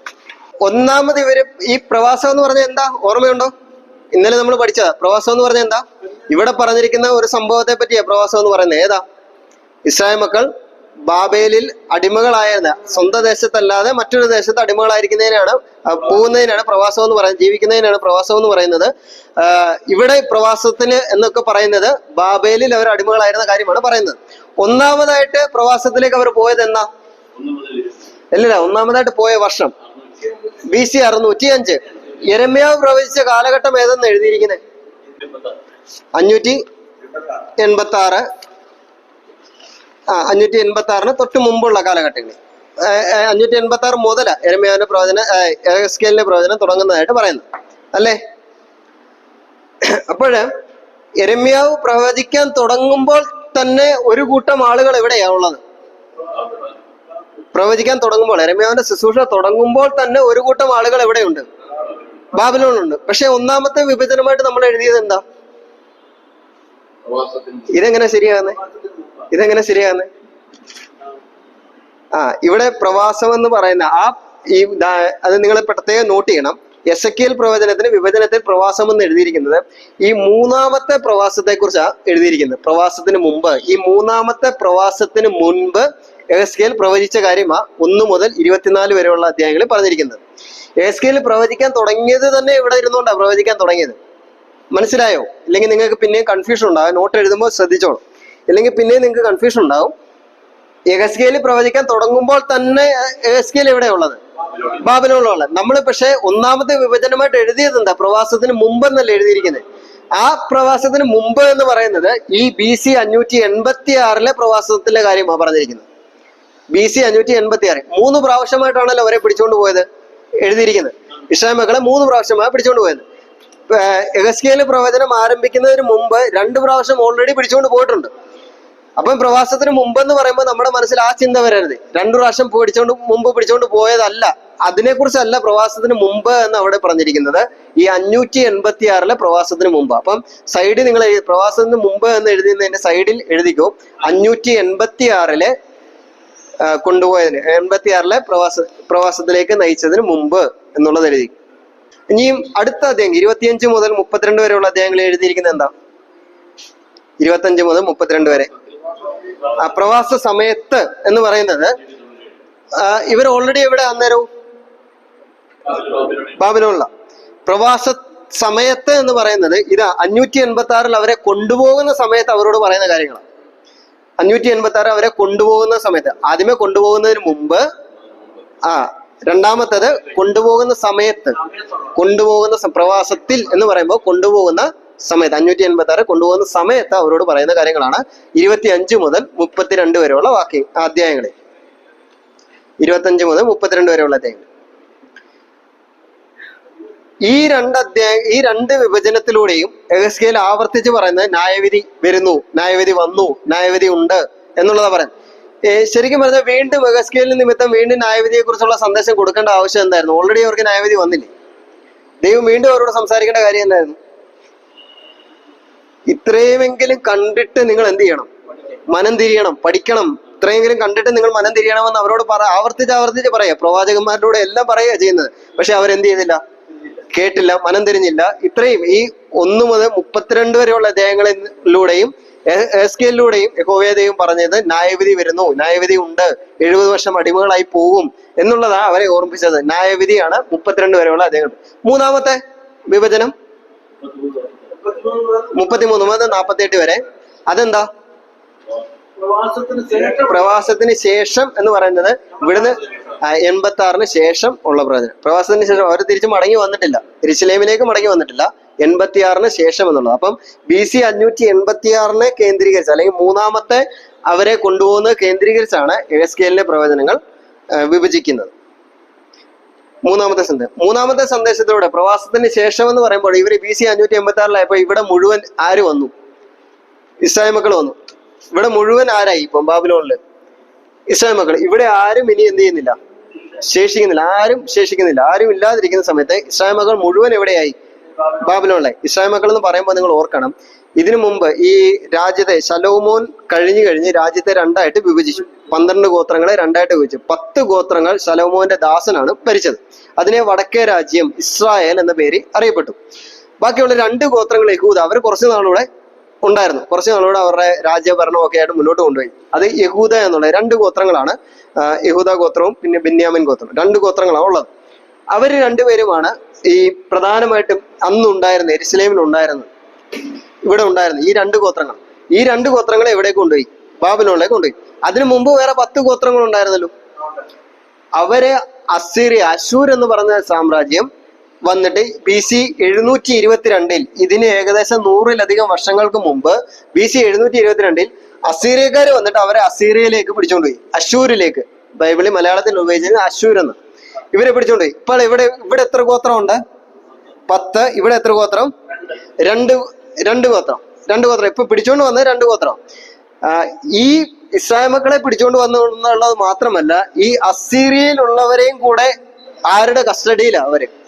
ഇപ്പം ബാബിലോണായി അന്നത്തെ കാലത്ത് മേജർ പവർ എന്ന് പറയുന്നത് രാജ്യഭരണം മുഴുവനായിട്ട് ലോകത്തെ മുഴുവനായിട്ട് ഭരിച്ചുകൊണ്ടിരുന്നത് അന്ന് ബാബിലോണിയൻ സാമ്രാജ്യമായിരുന്നു ഭരിച്ചുകൊണ്ടിരുന്നത്. ബാബിലോണിയൻ സാമ്രാജ്യം ഭരിക്കുമ്പോൾ ഈ 2 ഗോത്രങ്ങൾ, നേരത്തെ ഉള്ള 2 ഗോത്രങ്ങൾ മാത്രമല്ല, അതിനു മുമ്പ് പിടിച്ചുകൊണ്ട് പോയ 10 ഗോത്രങ്ങളും ആരുടെ അണ്ടറിലായി? ബാബിലോണിന്റെ അണ്ടറിലായി. എന്ന് പറഞ്ഞാൽ ഇസ്രായേൽ മുഴുവൻ, യഹൂദന്മാർ മുഴുവൻ ഇപ്പോൾ ആരുടെ അണ്ടറില? ബാബിലോണില. അവരോടാണ് എഹെസ്കേൽ പ്രവചിക്കുന്നത് 33 മുതൽ 48 വരെയുള്ള അധ്യായങ്ങളിൽ. ആ പ്രവചനത്തിന്റെ സന്ദേശം എന്ന് പറയുന്നത് ആശ്വാസത്തിന്റെ വചനങ്ങളാണ് അവർക്ക് നൽകുന്നത്. ആശ്വാസം. എന്താ ആശ്വാസം? അവർക്ക് എന്ത് ആശ്വാസം ലഭിക്കാൻ പോകുന്നത്? ഒന്നും മടക്കിക്കൊണ്ടുവരും എന്നുള്ള ആശ്വാസം. നിങ്ങളുടെ ദേശത്തേക്ക് മടക്കിക്കൊണ്ടുവരും. അത് മാത്രമല്ല, ഇപ്പോൾ നിങ്ങളുടെ ദേശത്തേക്ക് മടക്കിക്കൊണ്ടുവരും എന്നുള്ളത് മാത്രമല്ല, ഭാവി കാലത്ത് ക്രിസ്തു തന്നെ നിങ്ങളുടെ രാജാവായി വാഴും എന്നുള്ളത്. ഭാവികാല സംഭവങ്ങൾ, ഭാവിയിൽ ഉണ്ടാകാൻ പോകുന്ന ദൈവാലയം, ഇതിനെ പറ്റിയുള്ള ഒക്കെ ഉള്ള ആശ്വാസ വചനങ്ങളാണ് 33 മുതൽ 48 വരെയുള്ള അധ്യായങ്ങളിൽ. അപ്പം പ്രവാസത്തിലേക്ക് വന്നു കഴിഞ്ഞെന്ന് പറയുമ്പോൾ ഈ 2 ഗോത്രങ്ങൾ മാത്രമല്ല വന്നിരിക്കുന്നത്. ഇസ്രായേൽ മക്കളിൽ 12 ഗോത്രങ്ങൾ, മറ്റുള്ള 10ഉം ഈ 2 കൂടെ ചേർന്ന് 12 ഗോത്രങ്ങളോടുമായിട്ടാണ് എഹെസ്കേൽ പ്രവചിക്കുന്നത്. നിങ്ങൾക്ക് ഭാവി കാലത്ത് ഒരു ശുഭകരമായിട്ടുള്ളൊരു ഭാവി ഉണ്ട്. നിങ്ങൾ ഇപ്പോൾ അടിമകളാണെങ്കിൽ നിങ്ങളെ മടക്കി നിങ്ങളുടെ ദേശത്തേക്ക് കൊണ്ടുവരും. നിങ്ങൾക്ക് സ്വന്തമായിട്ടൊരു രാഷ്ട്രം ഉണ്ടാകും. നിങ്ങൾക്ക് സ്വന്തമായിട്ട് ദൈവാലയം ഉണ്ടാകും. മശിഹ തന്നെ നിങ്ങൾക്ക് ഒരു ദൈവാലയം സ്ഥാപിച്ചു തരും എന്നുള്ള കാര്യം, പുതിയ യെരൂശലേം ഉണ്ടാകും എന്നുള്ള കാര്യം, ഇതൊക്കെ അവരോട് പ്രവചിച്ചുകൊണ്ട് അവരെ ആശ്വസിപ്പിക്കുകയാണ്. അടിമത്തത്തിൽ കിടക്കുന്ന അവരെ ആശ്വസിപ്പിക്കുകയാണ് എഹെസ്കേൽ ചെയ്യുന്നത്. മനസ്സിലായോ? എഹെസ്കേൽ പറഞ്ഞിരിക്കുന്നത് ഒരു ചെറിയ സംക്ഷിപ്തമാണ്. ഇതിൽ പറഞ്ഞിരിക്കുന്ന ഓരോ കാര്യങ്ങൾ, പല ദർശനങ്ങളിലൂടെ അവരോട് എഹെസ്കേല് ജനത്തോട് സംസാരിക്കുന്നുണ്ട്. ദർശനങ്ങളിൽ ചിലത് ഞാൻ പേര് പറയാം. 12 മുതൽ 24 വരെയുള്ള അധ്യായങ്ങളില കുറെ. ഒന്ന്, ക്ഷമിക്കാൻ കഴിയാത്ത ഒരു അശ്ലീലം അവരുടെ ഇടയിലുള്ളതായിട്ട് പറയുന്നു. അതൊരു ദർശനത്തിലൂടെ പറയുന്നു. പിന്നെ ദുഷിച്ച കഴുകന്മാരുള്ള 2 ദുഷിച്ച കഴുകന്മാരുള്ള ഒരു ദർശനം കാണുന്നു. പിന്നീട് 2 പിതാക്കന്മാർ 2 പുത്രന്മാർ എന്നുള്ളൊരു ദർശനം കാണുന്നു. 2 സിംഹക്കുട്ടികൾ ഒരു കൂട്ടിൽ കിടക്കുന്ന ഒരു ദർശനം കാണിക്കുന്നു. ഇങ്ങനെ തുടങ്ങി അനേക ദർശനങ്ങളായ എഹെസ്കേൽ പ്രവചനത്തിലുള്ളത്. ഈ ദർശനങ്ങളിലൂടെ എല്ലാം ദൈവം പറയാൻ ആഗ്രഹിച്ച കാര്യം ഒരു ന്യായവിധി ഉണ്ട് എന്നുള്ളതാണ് പറയാൻ ആഗ്രഹിച്ചത്. 33 മുതലുള്ള അധ്യായങ്ങളാണ് അവർക്ക് ആശ്വാസത്തിന്റെ വചനങ്ങൾ നൽകുന്നത്. ഇസ്രായേലിന് ഒരു പുതിയ ജീവിതം നൽകുന്നു എന്ന് പറയുന്നത്. ഇസ്രായേലിൽ നിങ്ങൾക്ക് ഇപ്പോൾ ഉണ്ടായിരിക്കുന്ന ജീവിതമല്ല. ഇപ്പോൾ നിങ്ങൾക്ക് അടിമത്തത്തിലാണ്, നിങ്ങൾക്ക് പ്രയാസമുണ്ട്, പക്ഷെ നിങ്ങൾക്ക് ഒരു പുതിയ ജീവിതം നൽകും. ദാവീദിന്റെ മുളയായി ഞാൻ ഒരുത്തനെ ദാവീദിന്റെ മുളയായി, ദാവീദിന്റെ വംശത്തിൽ നിന്ന് ഇശായുടെ മുളയായി ഒരുത്തനെ ഉയർത്തുമെന്നുള്ളത് എഹെസ്കേലിലൂടെ പറയുന്നുണ്ട്. പിന്നീട് പുതിയ ആലയം അവർക്ക് നൽകുമെന്നുള്ള കാര്യം എഹെസ്കേലിലൂടെ 40 മുതൽ 48 വരെയുള്ള അധ്യായങ്ങൾ പുതിയ ആലയത്തെ പറ്റിയൊക്കെ ഉള്ള കാര്യങ്ങളാണ് പറയുന്നത്. ഇത്തരം കാര്യങ്ങളാണ് എഹെസ്കേലിലുള്ളത്. അപ്പം നിങ്ങൾ എഹെസ്കേൽ പ്രവചനത്തിൽ എന്തൊക്കെയാണെന്ന് മനസ്സിലായോ? 3ആയിട്ട് വിഭജിച്ചത് ഈ BC 586 കേന്ദ്രീകരിച്ച 3ആയിട്ട് വിഭജിച്ചത്. 3-ാമത്തെ അവരെ കൊണ്ടുപോയതുമായിട്ട് ബന്ധപ്പെട്ട 3ആയിട്ട് വിഭജിച്ചത്. അപ്പോൾ ആദ്യത്തെ ഭാഗങ്ങളിലൊക്കെ ന്യായവിധിയുടെ സന്ദേശം നൽകിയിട്ട് അവസാന ഭാഗത്തേക്ക് വരുമ്പോൾ ആശ്വാസത്തിന്റെ സന്ദേശം ദൈവം നൽകുന്നു എന്നുള്ളതാണ്. ഞാൻ ആ ഭാഗം പറഞ്ഞ് അവസാനിപ്പിക്കട്ടെ. ദൈവം എപ്പോഴും ശിക്ഷയ്ക്കുള്ള മുന്നറിയിപ്പ് ദൈവം നമുക്ക് നൽകാറുണ്ട്. ശിക്ഷയ്ക്ക് ഉള്ള മുന്നറിയിപ്പ്, നിങ്ങൾ ഇന്ന കാര്യം ചെയ്തില്ല എങ്കിൽ ദൈവം നിങ്ങൾക്ക് ശിക്ഷ നൽകും എന്നുള്ള മുന്നറിയിപ്പ് നൽകുന്നുണ്ട്. മുന്നറിയിപ്പ് മാത്രമല്ല ദൈവം നൽകുന്നത്, അല്ലെങ്കിൽ ശിക്ഷ എങ്ങനെയായിരിക്കും എന്നുള്ളത് മാത്രമല്ല ദൈവം നൽകുന്നത്, ആശ്വാസത്തിന്റെ വചനങ്ങളും തരും. ഇന്നും അങ്ങനെ തന്നെയാണോ? ദൈവവചനത്തിലൂടെ മുന്നറിയിപ്പുകൾ ദൈവം നൽകുന്നുണ്ട്. എത്രയോ മുന്നറിയിപ്പുകൾ ദൈവം നൽകുന്നുണ്ട്. പക്ഷെ അതോടൊപ്പം തന്നെ എന്ത് നൽകുന്നു? ആശ്വാസ വചനങ്ങളും നൽകുന്നു. അപ്പൊ നമ്മൾ ശ്രദ്ധിക്കേണ്ട കാര്യങ്ങൾ ശ്രദ്ധിച്ചു കഴിഞ്ഞാൽ അതിലൂടെ ദൈവം നമുക്ക് ആശ്വാസം നൽകുന്നുണ്ട്. അപ്പം നമ്മൾ പെട്ടെന്ന് ഓർക്കേണ്ട ഒരു കാര്യം, ദൈവം നമുക്ക് ന്യായവിധിയെക്കുറിച്ച് മുന്നറിയിപ്പ് നൽകുന്ന ദൈവം നമ്മളെ സ്നേഹിക്കുന്നത് കൊണ്ടാണ്. ന്യായവിധിയെക്കുറിച്ച് മുന്നറിയിപ്പ് നൽകുന്നത് നമ്മൾ ആ തെറ്റിൽ അകപ്പെടാതിരിക്കുന്നതിന് വേണ്ടിയാണ്. പക്ഷെ എപ്പോഴൊക്കെ നമ്മൾ മാനസാന്തരപ്പെടുന്നുണ്ടോ, എപ്പോഴൊക്കെ നമ്മൾ രക്ഷിക്കപ്പെടുന്നുണ്ടോ, അല്ല ആ പ്രശ്നങ്ങളിൽ നിന്ന് പിന്മാറി മാനസാന്തരപ്പെട്ട് മടങ്ങി വരുവാൻ ആഗ്രഹിക്കുന്നുണ്ടോ, അപ്പോഴൊക്കെ ദൈവം ആ മാനസാന്തരത്തെ, ആ തെറ്റിൽ നിന്ന് മടങ്ങി വരുന്നതിനെ ദൈവം അനുഗ്രഹമാക്കി തീർത്തിട്ടുണ്ട്. വേദപുസ്തകത്തിലുടനീളം നമ്മളൊരു തെറ്റ്, മനുഷ്യരെന്ന രീതിയിൽ നമുക്ക് തെറ്റുകളില്ലാത്ത മനുഷ്യർ ആരുമില്ല. മനുഷ്യരെന്ന രീതിയിൽ ഈ ലോകത്തിൽ ജീവിച്ചിരിക്കുന്ന സമയത്ത് നമുക്ക് എല്ലാം തെറ്റുകളുണ്ടാകും, എല്ലാം പാപങ്ങൾ തന്നെ നമ്മുടെ ജീവിതത്തിൽ ഉണ്ടാകും. പക്ഷെ ആ പാപത്തെക്കുറിച്ച് ആര് ബോധ്യപ്പെടുത്തും? ദൈവം തന്നെ മക്കളെ പരിശുദ്ധാത്മാവിനെ ബോധ്യപ്പെടുത്തും, ദൈവത്തിന്റെ വചനത്താൽ ബോധ്യപ്പെടുത്തും, ദൈവദാസന്മാരാൽ ബോധ്യപ്പെടുത്തും, സഭയിലുള്ള ഓരോരുത്തരാൽ പാട്ടുകളിലൂടെ ഒക്കെ ദൈവം നമ്മളെ എന്ത് ചെയ്തുകൊണ്ടേയിരിക്കും? ബോധ്യപ്പെടുത്തിക്കൊണ്ടിരിക്കും. ദൈവം ആ ബോധ്യം നമുക്ക് നൽകുമ്പോൾ നമ്മൾ എന്ത് ചെയ്യണം? മാനസാന്തരപ്പെടണം. മാനസാന്തരപ്പെടാതിരുന്നാൽ നമുക്ക് എന്തുണ്ടാകും? ശിക്ഷയുണ്ട്. എപ്പോഴൊക്കെ മാനസാന്തരപ്പെട്ട് മടങ്ങി വരുവാൻ നാം തീരുമാനിക്കുന്നുവോ അപ്പോഴൊക്കെ ദൈവം അതിനോട് ചേർന്ന അനുഗ്രഹങ്ങളും തരും. സംശയമുണ്ടോ? ഞാൻ ഒന്ന് രണ്ട് ഉദാഹരണം പറയാം. രൂത്ത്, നവോമി, എലീമലേഖിന്റെ കുടുംബം അവര് അവിടെ നിന്ന് യെരുശലേമിൽ നിന്ന് ബേത്ലഹേമിൽ നിന്ന് മോവാബിലേക്ക് പോയി. പോയത് ശരിയായ തീരുമാനമാണോ? ശരിയായ തീരുമാനമായിരുന്നു? അല്ല എന്നുള്ളത് അവർക്കുണ്ടായ ആ കാര്യത്തിൽ നിന്ന് തന്നെ മനസ്സിലാക്കാൻ പറ്റും. അവിടേക്ക് പോയി മോവാബിലേക്ക് ചെന്ന് കഴിഞ്ഞപ്പോഴേക്കും അവർക്ക് നന്മയൊന്നും ഉണ്ടായില്ല. ഭർത്താവ് പോയി, മക്കൾ രണ്ടുപേരും അങ്ങ് പോയി, മകളോനും കില്ലോനും പോയി. പിന്നെ ആകെ കിട്ടിയത് 2 മരുമക്കളാ. അതിൽ തന്നെ ഒരാള് എപ്പോ പോണമെന്ന് നോക്കിക്കൊണ്ടിരിക്കുകയായിരുന്നു. അമ്മായിമ്മയുടെ ഒരു വാക്ക് കേട്ടു പോയി. പക്ഷെ നവോമി എടുത്ത ഒരു ധീരമായിട്ടുള്ള ഒരു തീരുമാനം, മടങ്ങി വരാൻ എടുത്ത ഒരു തീരുമാനം. അന്ന് വരെ അവർ ചെയ്ത കാര്യം ശരിയായിരുന്നോ ദൈവസന്നിധിയിൽ? അന്ന് വരെ നവോമി മടങ്ങി വരാൻ തീരുമാനം എടുക്കുന്നത് വരെയുള്ള കാര്യത്തിൽ അന്ന് വരെ ചെയ്ത കാര്യം ശരിയായിരുന്നോ? തിക്ത അനുഭവങ്ങൾ അനുഭവിച്ചു, അനവധി തിക്ത അനുഭവങ്ങൾ അനുഭവിച്ചു. പക്ഷെ നവോമി മടങ്ങി വരാൻ തീരുമാനിച്ചു. മടങ്ങി വന്നപ്പോഴേക്കും രൂത്തിന്റെ പുസ്തകം 1-ാം അധ്യായത്തിന്റെ അവസാന വാക്യം വായിക്കുന്നത് എങ്ങനെയാണ്? അങ്ങനെ നവോമിയോട് ചേർന്ന് രൂത്തും ബേത്ലഹേമിലേക്ക് വന്നു. നവോമി മടങ്ങി വരാൻ ഒരു തീരുമാനമെടുത്ത നിമിത്തം ആർക്കൂടെ ഇവിടെ വരാൻ പറ്റി? ഒരു രൂത്തിനൂടെ വരാൻ പറ്റി. നവോമി മടങ്ങി വരാനായിട്ടുള്ള ഒരു തീരുമാനം അത് അനുഗ്രഹമാക്കിയോ ദൈവം? എങ്ങനെ അനുഗ്രഹമായി? പോരാ, രൂത്തിലൂടെ ശരിയാണ്. കർത്താവിന്റെ വല്യമ്മച്ചിയാകാനുള്ള ഭാഗ്യം ഏത് തീരുമാനത്തിലൂടെയാ വന്നത്? നവോമി എടുത്ത ആ തീരുമാനത്തിലൂടെ. ആ തീരുമാനത്തെ ദൈവം എങ്ങനെയാ മാനിച്ചെന്ന് നോക്കി? കർത്താവിന്റെ വല്യമ്മച്ചിയാകുന്ന ആ വംശ പാരമ്പര്യത്തിലേക്ക് ആരും കൂടെ വന്നു? രൂത്തും കൂടെ വന്നു. രണ്ടാമത്തെ ഉദാഹരണം യോനയുടെ പുസ്തകം. ഇതെല്ലാം നിങ്ങൾക്ക് അറിയാവുന്ന യോനയുടെ പുസ്തകം. ഒന്ന് ഹൃദയത്തിൽ ഉണർത്താൻ വേണ്ടി മാത്രം ഞാൻ പറയുന്നത്. യോനയുടെ പുസ്തകം. യോന പ്രവാചകനോട് എങ്ങോട്ട് പോകാൻ പറഞ്ഞു? നിനവേലേക്ക് പോകാൻ പറഞ്ഞു. എങ്ങോട്ട് പോയി?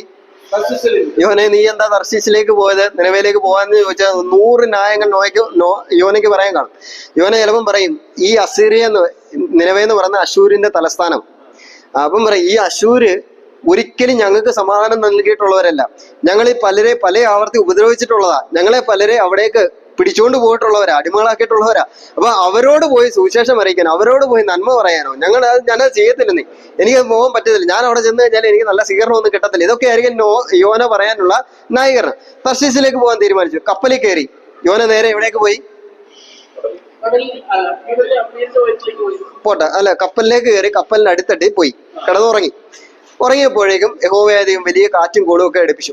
കാറ്റും കോളും അടുപ്പിച്ചു കഴിഞ്ഞപ്പോഴേക്കും കപ്പലിലെ പ്രമാണി വന്നിട്ട് പറയുന്ന ഒരു കാര്യം ഇതാണ്: എല്ലാവരും എഴുന്നേറ്റ് താന്താന്റെ ദേവന്മാരോട് പ്രാർത്ഥിക്കുന്നുണ്ട്. എല്ലാവരും എഴുന്നേറ്റ് താന്താന്റെ ദേവന്മാരോട് പ്രാർത്ഥിക്കുക. നീയും എഴുന്നേറ്റ് നിന്റെ ദേവനോട് പ്രാർത്ഥിക്കുക. അപ്പൊ യോനയ്ക്ക് കാര്യം മനസ്സിലായി, ഇങ്ങനെ പോയാൽ ശരിയാകില്ല എന്ന് മനസ്സിലായി, കുഴപ്പമാണെന്ന് മനസ്സിലായി. യോന എവിടെ നിന്നും മടങ്ങി വരവന്റെ ഒരു അനുഭവത്തിലേക്ക് വന്നു. യോന പറഞ്ഞു, ഞാൻ ഈ കടലിനെയും കരയും ഒക്കെ സൃഷ്ടിച്ച യഹോവയുടെ പ്രവാചകനാണ്. ഞാൻ ഈ യഹോവയുടെ പ്രവാചകനാണ്. ഞാൻ നിമിത്തമാണ് ഈ പ്രശ്നമൊക്കെ വന്നിരിക്കുന്നത്. അത് കപ്പലിലെ എത്ര ചരക്ക് വെളിയിലേക്ക് ഇട്ടാലും ആ പ്രശ്നത്തിന് പരിഹാരം ഉണ്ടാകത്തില്ല. നിങ്ങളൊരു കാര്യം ചെയ്യും, എന്നെ എടുത്ത് കടലിലേക്ക് ഇട്ടേക്കാൻ പറഞ്ഞു. നിങ്ങൾ ശ്രദ്ധിച്ച് വായിച്ചാലറിയാം, അതിന് മുമ്പ് വരെ യോന ആ കാര്യം പറയുന്നതിന് മുമ്പ് വരെ ആ കപ്പലിലുള്ള എല്ലാവരും പ്രാർത്ഥിച്ചുകൊണ്ടിരിക്കുക അല്ലെ? പ്രാർത്ഥിച്ചുകൊണ്ടിരിക്കും. ആരോടാ പ്രാർത്ഥിക്കുന്നത്? താന്താന്റെ ദേവന്മാരോട് പ്രാർത്ഥിച്ചുകൊണ്ട്. യോന ഇത് പറഞ്ഞതിന് ശേഷം ആ കപ്പലിലുള്ളവർ പ്രാർത്ഥിക്കുന്നത് ആരോടാണെന്നറിയാമോ? യഹോവയോട്. വായിക്കണോ? ഒന്ന് വായിച്ചു. യോന പ്രവചനം 1-ാം അധ്യായം 14-ാം വാക്യം. യോന 1:14. അവർ യഹോവയോട്, ആ കപ്പലിൽ യഹോവയോട് നിലവിളിക്കാൻ യോഗ്യനായിട്ടുള്ള അല്ലെങ്കിൽ ഒരാളെ ഉണ്ടായിരുന്നുള്ളൂ. അപ്പൊ അവർ എന്ന് പറയാൻ പറ്റുമോ? യോന മാത്രമേ നിലവിളിച്ചുള്ളെങ്കിൽ അവർ യഹോവയോട് നിലവിളിച്ചു എന്ന് പറഞ്ഞു കഴിഞ്ഞാൽ കപ്പലിൽ മുമ്പ് എത്ര പേര് പ്രാർത്ഥിച്ചുകൊണ്ടിരുന്നോ, താന്താന്റെ ദേവന്മാരോട് പ്രാർത്ഥിച്ചുകൊണ്ടിരുന്നോ, ഈ യോനയുടെ ഒറ്റ തീരുമാന നിമിത്തം മടങ്ങി വരുവാനെടുത്ത, മാനസാന്തരപ്പെടുവാനെടുത്ത ഒറ്റ തീരുമാന നിമിത്തം അവരിപ്പോൾ ആരുടെ പക്ഷത്തായി? യഹോവയുടെ നിലവിളി. മാനസാന്തരത്തെ ദൈവം എപ്പോഴും അനുഗ്രഹമാക്കി തീർക്കും കേട്ടോ. അത് വേദപുസ്തക ചരിത്രമാണ്. ഞാൻ 1-2 ഉദാഹരണം മാത്രമേ പറഞ്ഞുള്ളൂ. എപ്പോഴൊക്കെ ദൈവത്തിന്റെ ജനം മാനസാന്തരപ്പെട്ടിട്ടുണ്ടോ അപ്പോഴൊക്കെ ദൈവം അനുഗ്രഹങ്ങൾ അവർക്ക് നൽകിയിട്ടുണ്ട് എന്നുള്ളത് ഓർക്കുക. ഇന്നും അതേ ദൈവത്തെ തന്നെയാണ് നമ്മൾ സ്നേഹിക്കുന്നത്. മാനസാന്തരപ്പെടാൻ എവിടെയെങ്കിലും ഉണ്ടെങ്കിൽ മാനസാന്തരപ്പെട്ടു, ദൈവം അത് നമ്മളൊക്കെ അനുഗ്രഹമാക്കി തീർക്കുമെന്നുള്ളതിന് യാതൊരു സംശയവുമില്ല. എഹെസ്കേൽ പ്രവചനം ഇത്രയും കാര്യങ്ങളേ ഉള്ളൂ. അടുത്തത് ദാനിയേൽ പ്രവചനം. ഞാൻ നേരത്തെ പറഞ്ഞതുപോലെ ഇതിലെ ഒരു വിഷയം പോലും, ഈ പ്രവചന പുസ്തകത്തിലെ ഒരു വിഷയം പോലും നമുക്ക് പഠിക്കാനുള്ള സമയമില്ല ഈ 6 മണിക്കൂർ എന്ന് പറയുന്നത്. അത്യാവശ്യം നമ്മൾ ഓർമ്മയിലേക്ക് വെക്കേണ്ട ചില കാര്യങ്ങളാണ് പറയുന്നത്. ദാനിയേൽ പ്രവചനം ആരാ എഴുതിയത്? ദാനിയേലാണ് എഴുതിയത്. എവിടെ വെച്ച് എഴുതി? മുമ്പേ പറഞ്ഞു, പ്രവാസത്തിൽ പോരാ, ബാബിലോണിൽ വെച്ച് എഴുതി. ദാനിയേലിന്റെ പ്രവചന കാലഘട്ടം എന്ന് പറഞ്ഞാൽ ഏകദേശം 69 വർഷമായിരുന്നു. BC 605 മുതൽ 530 വരെയുള്ള കാലഘട്ടത്തിലാണ് ദാനിയേൽ പ്രവചിച്ചത്.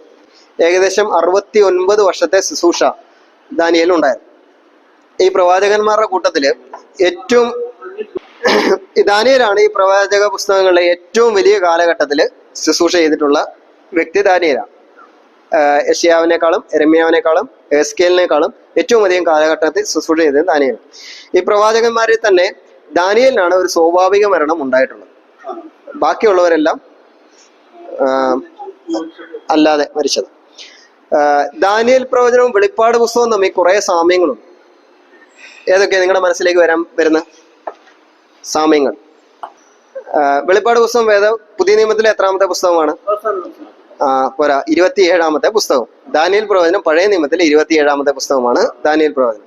ഒന്നാമത്തെ സാമ്യം, ദാനിയേല് ദാനിയേൽ പ്രവചിക്കുന്നത് എവിടെ വെച്ചാ? പ്രവാസത്തിലായിരിക്കും. നാട് കടത്തപ്പെട്ട് നിൽക്കുന്ന സമയത്താണ് പ്രവചിക്കുന്നത്. യോഹന്നാന്റെ വെളിപ്പാടോ പത്മോസ് ദ്വീപിൽ നാട് കടത്തപ്പെട്ടിരിക്കുമ്പോഴാണ് പ്രവചിക്കുന്നത്. ഇവര് രണ്ടുപേരും, ദാനിയേലാകട്ടെ യോഹന്നാനാകട്ടെ, പ്രായം ചെന്നവരായിട്ടാണ് മരിച്ചിട്ടുള്ളത്.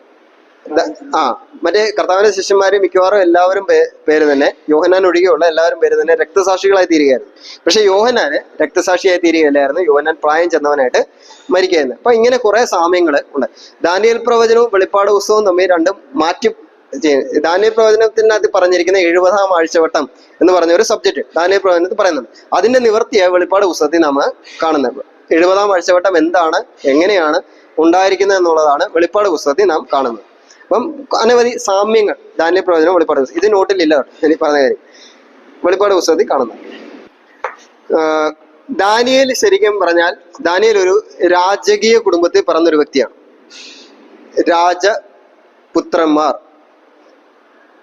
രാജകുടുംബത്തിൽ പിറന്നൊരു വ്യക്തിയാണ് ദാനിയേൽ.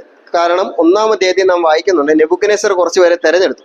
നെബൂഖദ്നേസർ ഈ തന്റെ അരമനയിൽ ശുശ്രൂഷ ചെയ്യുവാനായിട്ടൊക്കെ, രാജ്യത്തെ ശുശ്രൂഷ ചെയ്യാനായിട്ട് കുറെ പേരെ തെരഞ്ഞെടുക്കുമ്പോൾ ചില യോഗ്യതകൾ പറയുമ്പോൾ, ദാനിയേൽ പ്രവചനം 1-ാം അധ്യായത്തിന്റെ 3-ാം വാക്യം നിങ്ങൾ ശ്രദ്ധിച്ചു. അവരെ തെരഞ്ഞെടുക്കുമ്പോൾ, ഈ ആളുകളെ തെരഞ്ഞെടുക്കുമ്പോൾ രാജസന്ധതിയിൽപ്പെട്ടവരായിരിക്കണം, കുലീനന്മാരായിരിക്കണം, സുന്ദരന്മാരായിരിക്കണം, ജ്ഞാനമുള്ളവരായിരിക്കണം, അംഗഭംഗമില്ലാത്തവരായിരിക്കും, ഇങ്ങനെയുള്ള കുറെ ഗുണങ്ങൾ ഉണ്ടായിരിക്കണമായിരുന്നു. അപ്പോൾ ആ കൂട്ടത്തിൽ ആരെയും തെരഞ്ഞെടുത്തിരിക്കുന്നത്? ദാനിയേൽ. അപ്പൊ രാജകുടുംബത്തിൽ പിറന്ന ഒരു വ്യക്തിയായിരുന്നു ദാനിയേൽ എന്ന് പറയുന്നത്. അപ്പം അദ്ദേഹത്തെയാണ് പ്രവാസത്തിൽ വെച്ച് തെരഞ്ഞെടുത്തത്. ഈ ദാനിയേൽ പ്രവചനത്തെ നമുക്ക് രണ്ടായിട്ട് വിഭജിക്കും. ദാനിയേൽ പ്രവചനം 1 മുതൽ 6 വരെയുള്ള അധ്യായങ്ങളെ ദാനിയേലും കൂട്ടുകാരും, ദാനിയേലും സ്നേഹിതരും, അവരുടെ ജീവിതത്തിൽ ഉണ്ടായ ചില പ്രശ്നങ്ങൾ, അവരതിനെ അഭിമുഖീകരിച്ചത് ഇങ്ങനെയുള്ള കാര്യങ്ങളാണ് ദാനിയേൽ പ്രവചനം 1 മുതൽ 6 വരെയുള്ള അധ്യായങ്ങളിൽ പറഞ്ഞിരിക്കുന്നത്. 7 മുതൽ 12 വരെയുള്ള അധ്യായങ്ങളിൽ ദാനിയേലും യഹോവയുടെ ഭാവി പദ്ധതികളും Daniel and God's future plan 7 മുതൽ 12 വരെയുള്ള അധ്യായങ്ങൾ. 1 മുതൽ 6 വരെയുള്ള അധ്യായങ്ങളെ എന്താ പറഞ്ഞിരിക്കുന്നത്? ദാനിയേലും സ്നേഹിതന്മാരും എന്ന്. ദാനിയേലിന്റെ സ്നേഹിതന്മാരുടെ പേരുകൾ വേഗം പറ, നോക്കാതെ പറ. ശദ്രേഖ്, മേശക്, അബേദ്നെഗോ, ദാനിയേൽ സ്നേഹം. എന്നാൽ അവരുടെ യഥാർത്ഥമായിട്ടുള്ള പേര് എന്താണെന്നറിയാം? ഇത് കൽദേഹർ അവരെ വിളിച്ച പേരാ. ആ, ഹനന്യ ഉണ്ട്, 1-ാം അധ്യായത്തിൽ തന്നെ ഉണ്ട്. ഒന്നാമതായിട്ട് അവിടെ നിന്നുള്ള പാഠമായിട്ട് ഞാൻ പറയാം. ദാനിയേലിന്റെ സ്നേഹിതരുടെ പേര് നമുക്ക് പോലും ഇവരെ അറിയുന്നത് എന്ത് പറഞ്ഞാലും അറിയത്തില്ല. അസരിയാവ്, മിശായേൽ, ഹനന്യാവ് എന്ന് പറഞ്ഞാൽ നമുക്ക് ഇവരുടെ പേരറിയാം. ഇവരാരാന്നറിയോ? നമുക്ക് പോലും അറിയാവുന്നത് എന്താ അറിയാവുന്നത്? കൽദേർ അവർക്ക് നൽകിയ പേരാ. എന്തുകൊണ്ടാ കൽദേർ ഇവരുടെ പേര് മാറ്റിയേ? നിങ്ങൾ നോക്കണം. ഈ ദാനിയേൽ, പഴയ നിയമത്തിലെ യെശയ്യാവാകട്ടെ, അവരുടെ പേരെഴുതുമ്പോൾ AH അല്ലെങ്കിൽ ദാനിയേലിനെ EL, യെഹെസ്കേല്, ദാനിയേല്, ഇവരുടെ പേരുകളെല്ലാം അവസാനിക്കുന്ന നിങ്ങൾ ശ്രദ്ധിച്ചേ. ഏൽ അല്ലെങ്കിൽ യാഹുവയുടെ യാ എന്ന് പറഞ്ഞാണ് അവസാനിക്കുന്നത്. ഇത് ആരെയാണ് കാണിക്കുന്നത്? ഏലോഹീം അല്ലെങ്കിൽ യാഹ്വേ എന്നുള്ള പേര് വെച്ചിട്ട്. അപ്പൊ ഇവരുടെ പേരുകൾക്കെല്ലാം അർത്ഥമുണ്ട്. എപ്പോഴൊക്കെ അവർ ദാനിയേലെ എന്ന് വിളിക്കുമ്പോൾ അന്നേരം അവരുടെ മനസ്സിലേക്ക് വരുന്ന പേര് എന്ന് പറയുന്നത് ദാനിയേൽ, ദൈവം ബലപ്പെടുത്തും എന്നുള്ള പേര് വരും. ദാനിയേൽ, ദൈവം ബലപ്പെടുത്തും. ഏലോഹീം, ബലപ്പെടുത്തും. ദൈവനായവൻ, ദൈവം ബലപ്പെടുത്തും. ഇങ്ങനെയുള്ള പേരുകളാണ് വരുന്നത്. അപ്പോൾ എപ്പോഴൊക്കെ ഈ പേര് വിളിക്കുന്നു അവരുടെ മനസ്സിലേക്ക് പെട്ടെന്ന് വരുന്ന ആരുടെ ചിന്ത വരും? യഹോവയുടെ ചിന്ത വരും. ആ ചിന്ത മാറ്റിക്കളയുന്നതിന് വേണ്ടിയാണ് അവരുടെ പേരുകൾ, കൽദേറിന്റെ പേരുകൾ അവർക്ക് നൽകിയത്, കൽദേറിന്റെ നാമം അവർക്ക് നൽകിയത്. ഇനി ഭാഷ, യഹൂദന്മാരോടുള്ള ബന്ധത്തിൽ ഭാഷയ്ക്ക് വളരെ പ്രാധാന്യമുണ്ട്. നിങ്ങള് നെഹമ്യാവിന്റെ പുസ്തകം 13-ാം അധ്യായം വായിക്കുമ്പോൾ, എടുക്കണം, എടുത്തു പോകാനുള്ള സമയം. 13-ാം അധ്യായം വായിക്കുമ്പോൾ അവര് 13-ാം അധ്യായത്തിൽ നെഹമ്യാവിന്റെ കാലത്ത് ഇസ്രായേൽ മക്കളിൽ ഉണ്ടായ 4 പാപങ്ങളെ പറ്റിയാണ് പറയുന്നത്. അതിന്റെ 4-ാമത്തെ പാപം എന്ന് പറയുന്നത് യഹൂദ സ്ത്രീകൾ ജാതീയരായിട്ടുള്ള പുരുഷന്മാരെ വിവാഹം കഴിച്ചു, അല്ലെങ്കിൽ മിശ്ര വിവാഹം ഉണ്ടായി. യഹൂദ പുരുഷന്മാർ ജാതീയരായിട്ടുള്ള സ്ത്രീകളെ വിവാഹം കഴിച്ചു. അങ്ങനെ വിവാഹം കഴിച്ചത് നിമിത്തം യഹോവയോട് ചെയ്ത ദോഷം എന്ത് എന്നൊക്കെ നെഹമ്യാവ് ചോദിച്ചിട്ട് അവസാനം പറയുന്ന കാര്യം എന്താണ്? അന്ന് വിവാഹം കഴിച്ചതിന് ഏറ്റവും തെറ്റായിട്ട് പറയുന്നതാണ്. ഇങ്ങനെ അവർ യഹൂദന്മാരുടെ ഭാഷ സംസാരിക്കാതെ അസ്തോത്യ ഭാഷ സംസാരിക്കാനായിട്ട് തുടങ്ങി. അസ്തോത്യ ഭാഷ, യഹൂദന്മാരുടെ ഭാഷ സംസാരിക്കാതെ അസ്തോദ്യ ഭാഷ സംസാരിക്കാനായിട്ട്. യഹൂദന്മാർക്ക് ഭാഷയ്ക്ക് പ്രാധാന്യം ഉണ്ടെന്ന് പറയാൻ കാരണം അവരുടെ ന്യായപ്രമാണം എല്ലാം യഹോവ നൽകിയിരിക്കുന്ന ഏത് ഭാഷയിലാണ്?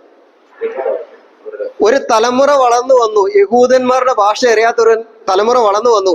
അവർ അസ്തോദ്യ ഭാഷ സംസാരിക്കുന്നവരായി തീർന്നു. എന്ന് വെച്ചാൽ പകുതി യഹൂദനാണോ അല്ല, ജാതീയനാണോ അല്ല, അങ്ങനെയുള്ള മിശ്രമായിട്ടുള്ള ഭാഷ സംസാരിക്കാനായിട്ട്. അസ്തോത്യരുടെ ഭാഷയല്ല, അസ്തോദ്യ ഭാഷ. അസ്തോത്യരുടെയും യഹൂദന്മാരുടെയും ഭാഷ പകുതിയായിട്ട് സംസാരിക്കാനായിട്ട് തുടങ്ങി. അപ്പൊ അങ്ങനെ വന്നത് നിമിത്തം ഇവർക്ക് എന്താ നഷ്ടപ്പെട്ടു പോകുന്നത്? ന്യായപ്രമാണ പഠനം അവർക്ക് നഷ്ടപ്പെട്ടു പോകും. യഹൂദന്മാരെ സംബന്ധിച്ചിടത്തോളം 13 വയസ്സ് വരെ നിർബന്ധമായ മതപഠനം അവർക്കുണ്ട്. നിർബന്ധമായിട്ടുള്ള മതപഠനം അവരുടെ കുഞ്ഞുങ്ങളെ അവർ പഠിപ്പിക്കുന്ന ഒരു പതിവുണ്ട്. നിർബന്ധമായ ന്യായപ്രമാണം പഠിപ്പിക്കും. അത് ആ പഠനം എവിടെ ആരംഭിക്കുന്നത് അറിയാമോ?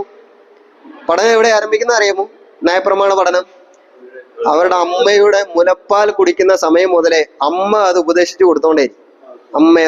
ആവർത്തന പുസ്തകം 6-ാം അധ്യായം 4-ാം വാക്യത്തിൽ പറയുന്നുണ്ട്, നിങ്ങളുടെ മക്കൾ ഇരിക്കുമ്പോഴും നടക്കുമ്പോഴും കിടക്കുമ്പോഴും അവർക്ക് ഞാൻ ആകുന്നു യഹോവ എന്നുള്ള കാര്യം അവരെ പഠിപ്പിക്കണം എന്നുള്ളത് പറയുന്നത്.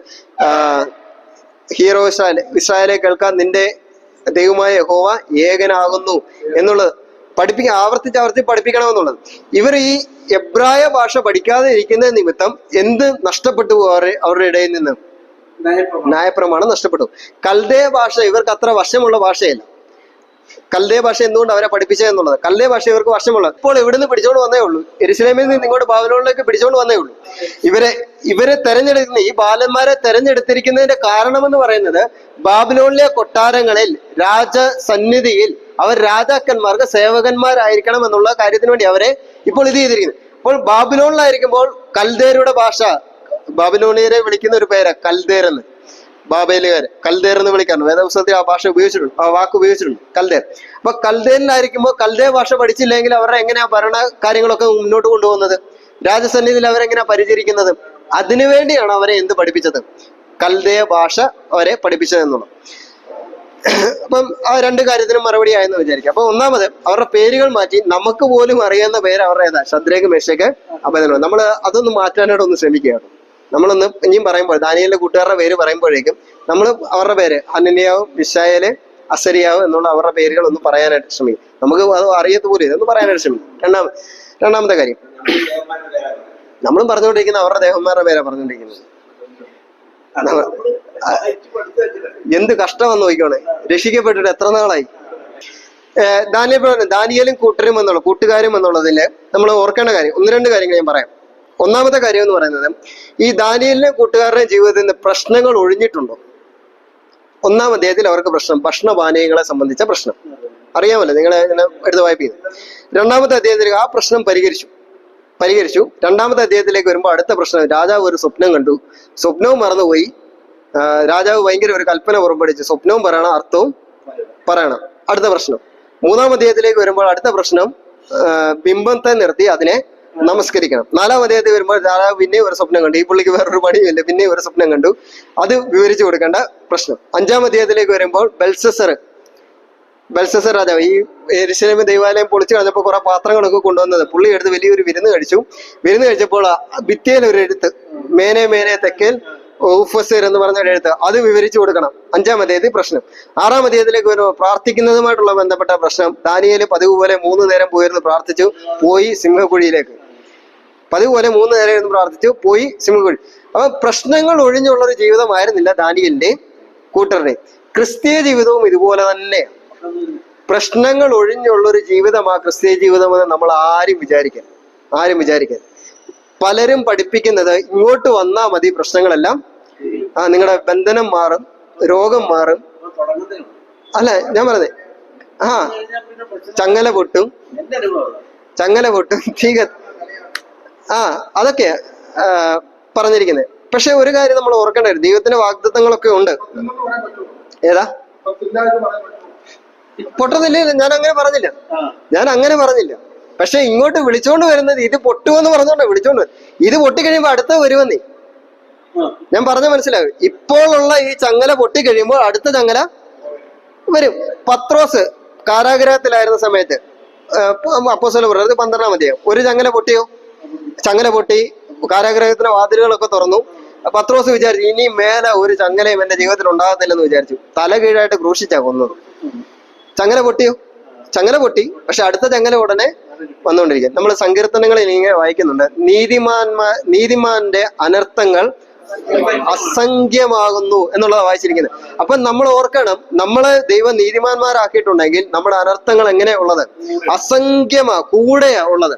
നമ്മൾ ഈ സഭകളിലൊക്കെ പ്രശ്നങ്ങൾ ഇല്ലാതിരിക്കുന്നതാണോ നമുക്ക് സന്തോഷം? പ്രശ്നങ്ങൾ ഉള്ളതാണോ നമുക്ക് സന്തോഷം?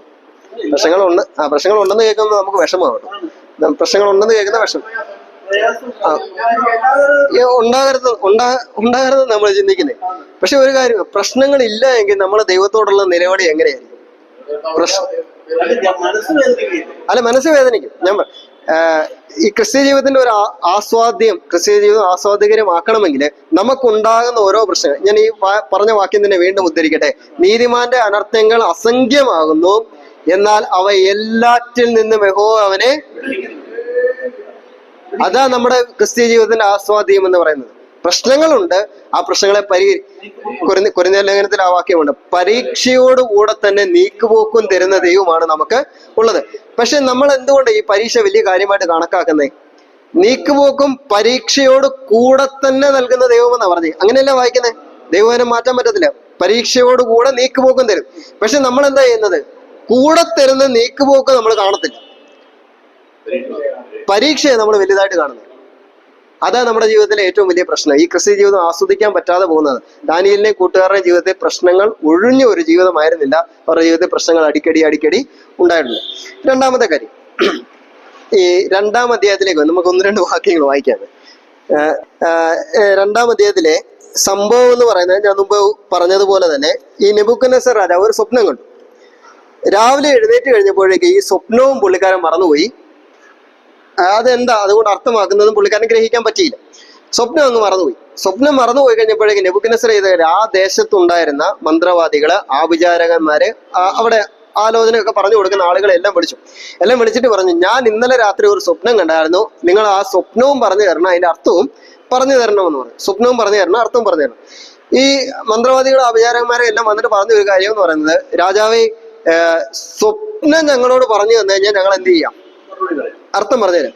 പക്ഷെ സ്വപ്നം അർത്ഥം പറഞ്ഞു തരുന്നത് കഠിനമാണ് എന്ന് പറഞ്ഞു. അപ്പം രാജാവിന് കുറച്ചുകൂടി ദേഷ്യം വന്നു. രാജാവ് പറഞ്ഞ കാര്യം, നിങ്ങൾ കാലതാമസം വരുത്താൻ നോക്കുക ചെയ്യുന്നത്, കാലതാമസം വരുത്താൻ നോക്കുക. ഈ സ്വപ്നവും പറഞ്ഞു തന്നില്ല, അർത്ഥവും പറഞ്ഞു തന്നില്ല എങ്കിൽ നിങ്ങളെ കഷ്ണം കഷ്ണമായിട്ട് ശകലിക്കുകയും നിങ്ങളുടെ വീടുകളെ കുപ്പക്കുന്നാക്കുകയും ചെയ്യുമെന്നാണ് പറഞ്ഞു.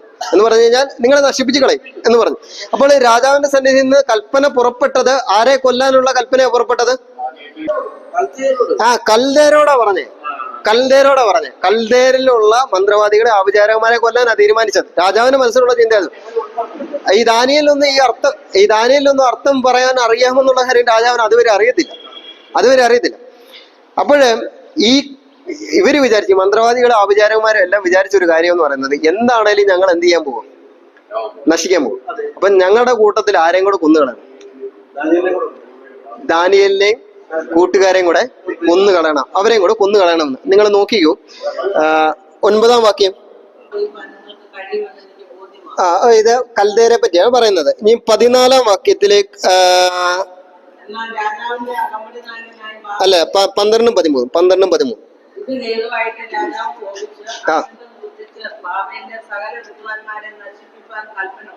ആരെ നശിപ്പിക്കാനാണ് കൽപ്പന കൊടുത്തത്?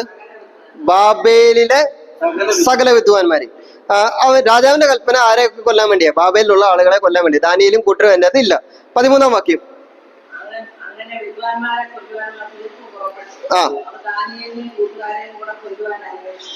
അപ്പോൾ നോക്കിയേ, അവരുടെ മനസ്സിലുണ്ടായ ചിന്തയെ, ഞങ്ങൾ എന്താണ് നശിക്കാൻ പോവുക, ഞങ്ങൾ എന്താണ് കൊന്നുകളെ, ആരെയും കൂടെ കൊല്ലണം, അപ്പൊ അറ്റവരെയും കൂടെ ദാനിയേലും കൂട്ടരെയും കൂടെ വെച്ചുകൊണ്ടിരിക്കരുത് എന്ന് പറഞ്ഞു. അങ്ങനെ അവരുടെ മനസ്സിൽ ആ ചിന്ത വന്നു. ഈ അരിയോക്കിന് ദാനിയേലൊക്കെ അടുത്ത് വന്നു. ഈ വിവരം ദാനിയേലിന്റെ ചെവിയിലെത്തി. അപ്പൊ ദാനിയേല് ചെയ്ത കാര്യം, രാജാവ് നിയോഗിച്ച് ഈ അരിയോക്കിന്റെ അടുത്തേക്ക് ചെന്ന് ദാനിയേൽ ചോദിച്ചു, എന്താ രാജസന്നിധിയിൽ നിന്ന് ഇത്ര വലിയൊരു കൽപ്പന പുറപ്പെടാൻ, ഇത്ര കഠിനമായിട്ടുള്ള ഒരു കൽപ്പന പുറപ്പെടാൻ കാരണം എന്താ എന്ന് അരിയോക്കിനോട് ദാനിയേൽ ചോദിച്ചപ്പോൾ പറഞ്ഞു, സംഭവം ഇതാ, ഇങ്ങനെയാ, രാജാവ് സ്വപ്നം കണ്ടായിരുന്നു, സ്വപ്നം മറന്നുപോയി, അർത്ഥവും പറഞ്ഞു കൊടുക്കാൻ അവർക്ക് പറ്റത്തില്ലാതെ ഇരിക്കുന്നത് കൊണ്ടാണ് ഈ കൊല്ലുന്നത്, എല്ലാവരും കൊല്ലുന്നതെന്ന്. അപ്പൊ ദാനിയേൽ പറഞ്ഞു, ഞാൻ എന്ത് ചെയ്യാം? സ്വപ്നവും പറയാം, അർത്ഥവും പറയാം. എന്നെ രാജസന്നിധിയിലേക്ക് കൊണ്ടുപോയി എനിക്ക് അല്പം സമയം തന്നാൽ മതി എന്നുള്ളത് രാജാവിനോട് ചോദിക്കാൻ പോയി. മറ്റവര് സമയം ചോദിച്ചപ്പോൾ രാജാവ് കൊടുത്തോ? മറ്റൊരു സമയം ചോദിച്ചപ്പോൾ, നിങ്ങൾ വായിച്ചു, രസകരമായിട്ട് വായിച്ചു നോക്കൂ. മറ്റൊരു സമയം ചോദിച്ചപ്പോൾ രാജാവ് കൊടുത്തില്ല. പക്ഷെ യഹോവ രാജാവിന്റെ ഹൃദയത്തിൽ ഇടപെട്ട നിമിത്തം ദാനിയേലും കൂട്ടുകാരും ചോദിച്ചപ്പോഴേക്ക് സമയം അനുവദിച്ചു. ദാനിയേൽ തിരിച്ചു വന്നു, സ്വപ്നവും അർത്ഥം അറിയുന്നതിന് വേണ്ടി തിരിച്ചു വന്നിട്ട് ദാനിയേലും കൂട്ടുകാരും ചെയ്ത കാര്യം എന്താ? 16-ാം വാക്യം.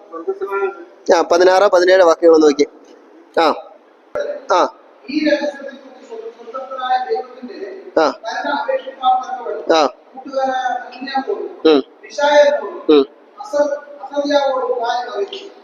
ദാനിയേൽ ഈ കാര്യം രാജാവിന്റെ അടുത്ത് എന്ന് പറഞ്ഞിട്ട് തിരിച്ച് വീട്ടിലേക്ക് വന്നു. താനും ഈ വിഷയം അറിയിച്ചു, താനും കൂട്ടുകാരോടെ പ്രാർത്ഥിച്ചു. കൂട്ടുകാരെന്ന് അവിടെ പറഞ്ഞിരിക്കുന്ന ആരെയൊക്കെയാ പറഞ്ഞിരിക്കുന്നത്?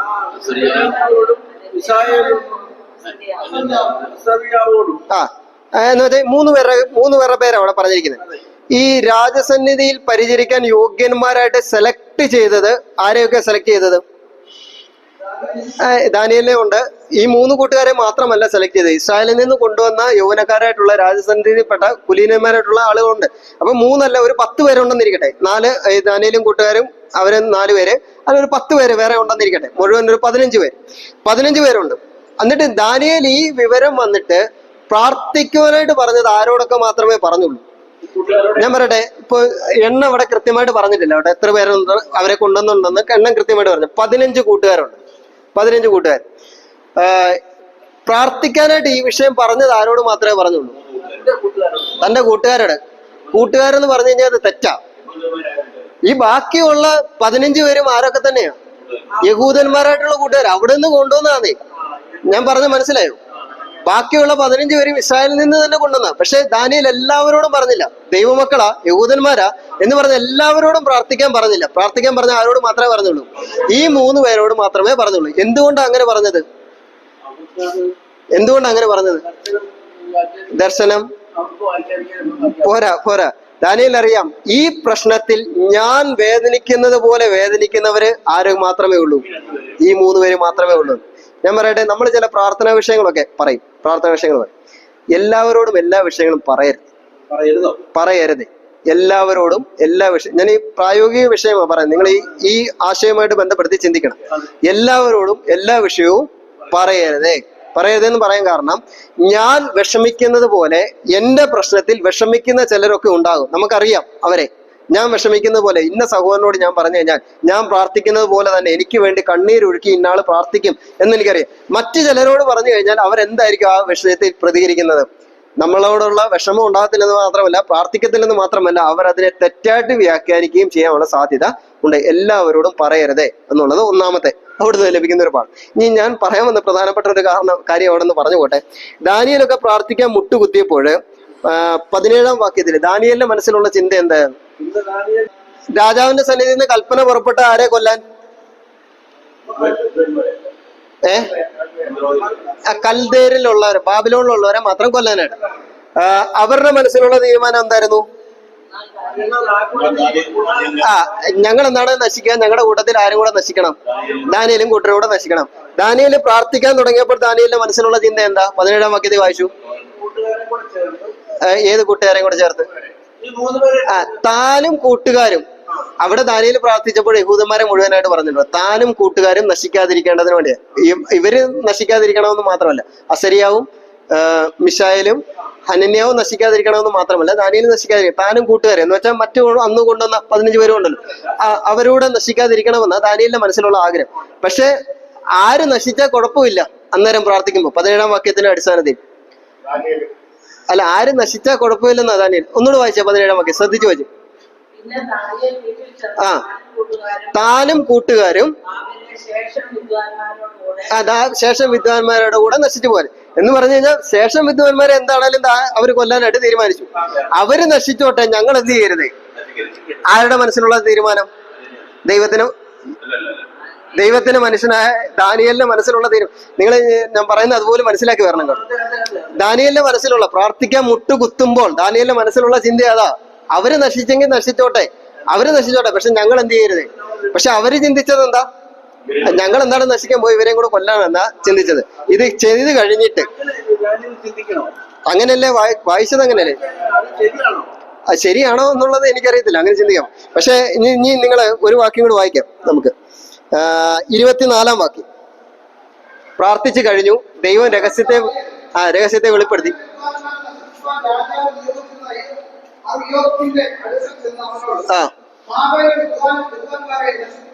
ബാബേലിലെ വിദ്വാൻമാരെ ആരാ പറയുന്നേ? ദാനിയേലാ പറയുന്നത്. പ്രാർത്ഥിക്കാൻ മുട്ടുകുത്തുമ്പോ ദാനിയേലിന്റെ മനസ്സിലുള്ള ചിന്ത എന്താ? ഞങ്ങള് നശിക്കരുത്, അവര് പോയാലും കുഴപ്പമില്ല, ഞങ്ങള് പോകരുതേ, ഞങ്ങളുടെ തല പോകരുത് എന്നുള്ളതാ ചിന്ത. ഇപ്പം പ്രാർത്ഥിച്ചു കഴിഞ്ഞ് സ്വർഗത്തിലെ ദൈവം ഈ വെളിപ്പാടൊക്കെ നൽകി കഴിഞ്ഞപ്പോൾ ദാനിയേലിന്റെ മനസ്സിലുള്ള ചിന്ത എന്താ? അവരെയും കൊല്ലരുത്, അവരെയും നശിപ്പിക്കരുത്, അവരെന്ത് വേണേലും ചിന്തിച്ചോട്ടെ, ഞങ്ങളെ നശിപ്പിക്കാൻ അവർ ചിന്തിച്ചോട്ടെ, കുഴപ്പമില്ല. അവരുടെ മനസ്സിൽ അങ്ങനെയായിരുന്നു ചിന്ത ഉണ്ടായിരുന്നത്. കുഴപ്പമില്ല. പക്ഷേ ഇപ്പോൾ ആരും നശിക്കരുതെന്ന് ദാനിയേലിന്റെ മനസ്സിലുള്ള ചിന്ത. ആരും നശിക്കരുതെന്നുള്ള ചിന്ത. നമുക്ക് ഇങ്ങനെയൊക്കെ ചിന്ത വരാറുണ്ട് അല്ലെ? അങ്ങനെ വേണം. ചിന്തിക്കും. എന്തിന്റെ കുറവാണെന്നറിയാം. കുശുമ്പ അല്ലെ? നമ്മുടെ മനസ്സിൽ അറിഞ്ഞോ അറിയാതെ വരാറില്ലെന്നാ ഞാൻ ചോദിച്ചത്. ഈ പ്രശ്നം ഇല്ല, അത് കർത്താവിനെ കൂടുതൽ അറിയാനുള്ളത് അത് ഞാൻ വെച്ചു. അത് ആ ആശയം അവിടെ നേരത്തെ പറഞ്ഞു കഴിഞ്ഞു.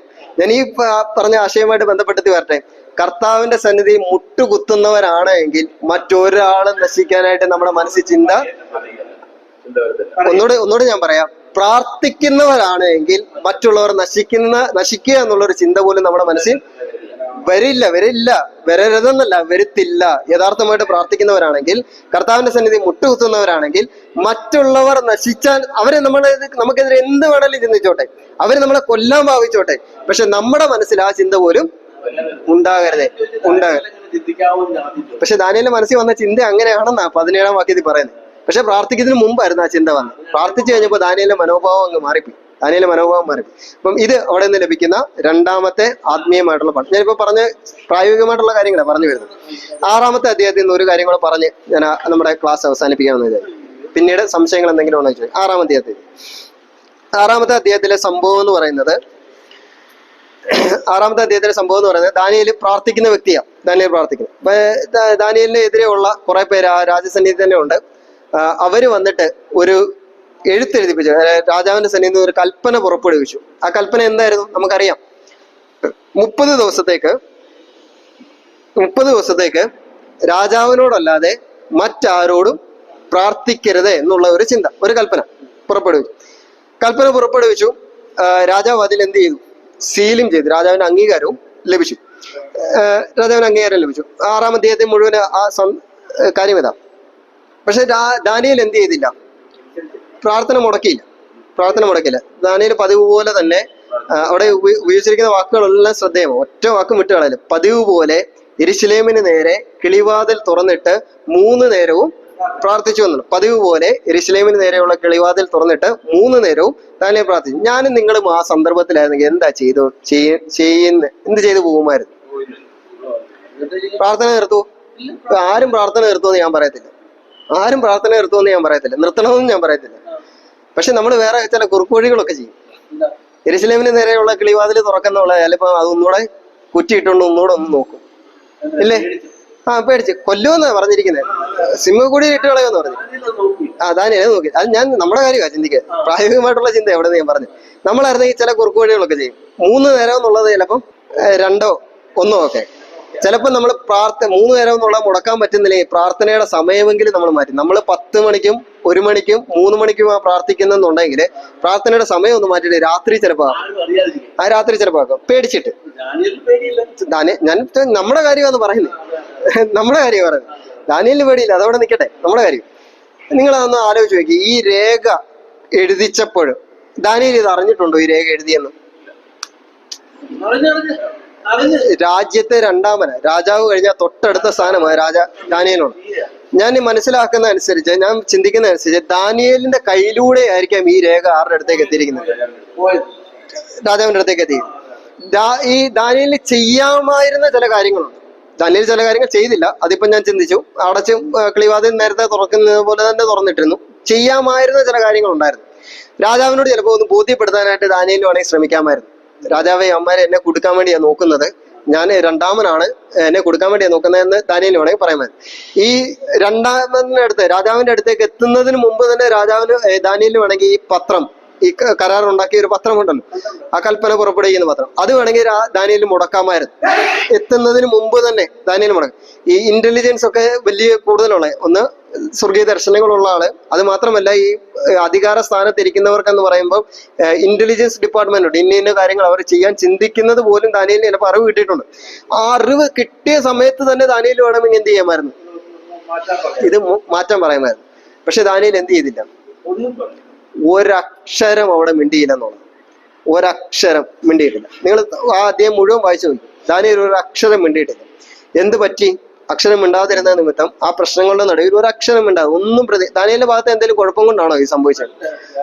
ദൈവത്തോടുള്ള വിശ്വാസത കൊണ്ട്. ഒരക്ഷരം മിണ്ടിയില്ല, ഒന്നും പറ്റിയില്ല. ദാനിയേലിനെ എവിടേക്ക് കൊണ്ടിട്ടു? സിംഹക്കുടിയിലേക്ക് കൊണ്ടിട്ടു. സിംഹത്തിന്റെ വായ യഹോവയുടെ ദൈവം അടപ്പിച്ചു. ദാനിയേലിനെ പിറ്റേ ദിവസം ആ രാത്രി കൽപ്പന കൊടുത്ത രാജാവിന് ഉറക്കം വന്നില്ല. രാജാവ് രാവിലെ തന്നെ ഓടി സിംഹത്തിന്റെ ഗുഹയുടെ അടുത്തേക്ക് വന്നു. ജീവനുള്ള ദൈവത്തിന്റെ ദാസനായ ദാനിയേലെ എന്ന് വിളിച്ചുകൊണ്ട് രാജാവ് ചോദിക്കുന്നു. എനിക്കൊരു ദോഷവും ഭവിച്ചിട്ടില്ല എന്ന് രാജാവിനോട് ദാനിയേൽ മറുപടി പറയുന്നു.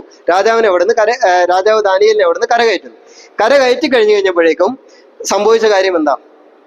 ആരൊക്കെയാണോ ഈ കൽപ്പന എഴുതാനായിട്ട് പിന്നിൽ പ്രവർത്തിച്ചത് അവരെ ഈ ഗുഹയിൽ ഇട്ടുകളഞ്ഞു.